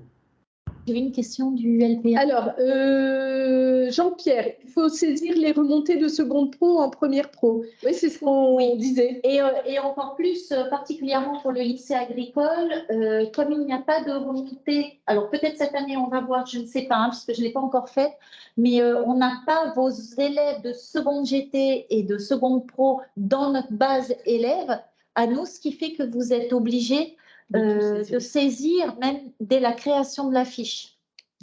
D'où l'intérêt, tu vois, Jean-Pierre, quand je te disais l'INE de l'élève, pouvoir être dans les bases, les suivre, c'est pas aller s'immiscer dans les bases des uns et des autres, mais c'est pour que tout soit le plus transparent possible. Il faut qu'on voit avec vous parce que ça va faire un travail énorme de saisir toutes les secondes GT, toutes les secondes pro, parce que l'année dernière, ce qu'on avait fait, c'est que vous nous avez fait juste remonter les capacités d'accueil du reste des places une fois que vos secondes pro sont montées en première. C'est comme ça qu'on avait fait l'année dernière parce qu'il n'y avait pas la remontée, ils étaient obligés de tout saisir. On va essayer de faire plus simple cette année. On va voir si on peut faire la récupération, mais il faut que je vois avec Arsène parce que c'est un peu, voilà, c'est un petit peu différent. Donc on va voir et on reviendra vers vous si vraiment on n'arrive pas. Et j'ai vu. Eh bien, Maïté, elle nous dit, je confirme, beaucoup de départs en métropole et quelques CNED. Oui, voilà. C'est pour cette raison que c'est certain, quand vous voyez le chiffre, c'est un peu surprenant. On vous dit que 10% de vos élèves sont non retrouvés. Mais voilà, si j'étais présente à toutes les réunions, j'expliquerais pourquoi on est à ce type de chiffres. Mais voilà, dès lors que vous avez une base, si vous pouvez apporter toutes les informations, déménagement, métropole, tout ça, c'est beaucoup plus simple. Est-ce qu'il y a d'autres questions ? Oui, on reste en cas. Oui, tout à fait, Jean-Pierre. Ça fait penser au jeu. Julien, qu'est-ce qu'on a mis? Alors, pour le tour suivant et SIO, les élèves sont reçus par la psy en EDO et que se passe-t-il s'il n'y a pas de psy EDO? De toute manière, c'est aussi l'établissement qui mène les entretiens. Normalement, c'est le professeur principal avec ses collègues qui doivent mener ces entretiens. Le psy, il est là pour venir soutenir à un moment quand il y a besoin des situations particulières. À ce moment-là, le collègue Philippe Franco, qui est à Outourlois, pourra bien entendu accompagner. Il n'y a pas de souci. Mais la priorité, c'est l'accompagnement des professeurs. Et dans tous les cas, ce n'est pas le psy-UN qui va procéder à la saisie au niveau du tour suivant 1 et 2, mais bien le chef d'établissement, ou en tout cas celui qui a délégation. Donc, il ne fait que l'entretien, le psy-UN EDO, qui peut être bien sûr fait par le professeur principal ou le chef d'établlement également. Oui, c'est pas, ou CPE. c'est pas une... Voilà, c'est pas une obligation que ce soit le psy-UN EDO qui peut. C'est bien pour le suivi parce qu'il permet de voir aussi, mais je peux comprendre que oui, quand il n'y en a pas, il n'y en a pas. Est-ce que vous avez d'autres questions? On vous enverra de toute façon le diaporama et l'enregistrement, puisque là, je n'ai pas oublié d'appuyer sur Play. L'enregistrement pour que vous puissiez éventuellement réécouter ou revoir certaines notions qui ont été abordées, que vous n'avez pas forcément tout eu par des problèmes de connexion, etc. On vous envoie ça ou dans la journée ou en début de semaine prochaine, le temps que ça charge et qu'on prépare tout ça. N'hésitez pas à revenir vers nous au moment de la saisie si vous avez des difficultés. N'attendez pas le dernier moment, ne vous inquiétez pas, on est là, on répond au téléphone quand on n'est pas sur le pied, il n'y a pas de souci. Il y a un micro qui s'est ouvert, donc il y a peut-être une question. Non, je peux pas. Bon, écoutez, on vous souhaite une bonne journée, bon courage pour les prochaines étapes, et puis on se dit à très bientôt. N'hésitez pas à nous envoyer des messages. Essayez plutôt de nous envoyer des mails et on vous rappelle parce que parfois, il y a beaucoup d'appels en même temps et malheureusement, vous allez attendre et peut-être pas avoir votre réponse. Voilà. En tout cas, merci encore. À très bientôt. Nana. Nana. Alors. C'est bon, tu as fermé l'enregistrement? Je vais le faire. Voilà. Voilà.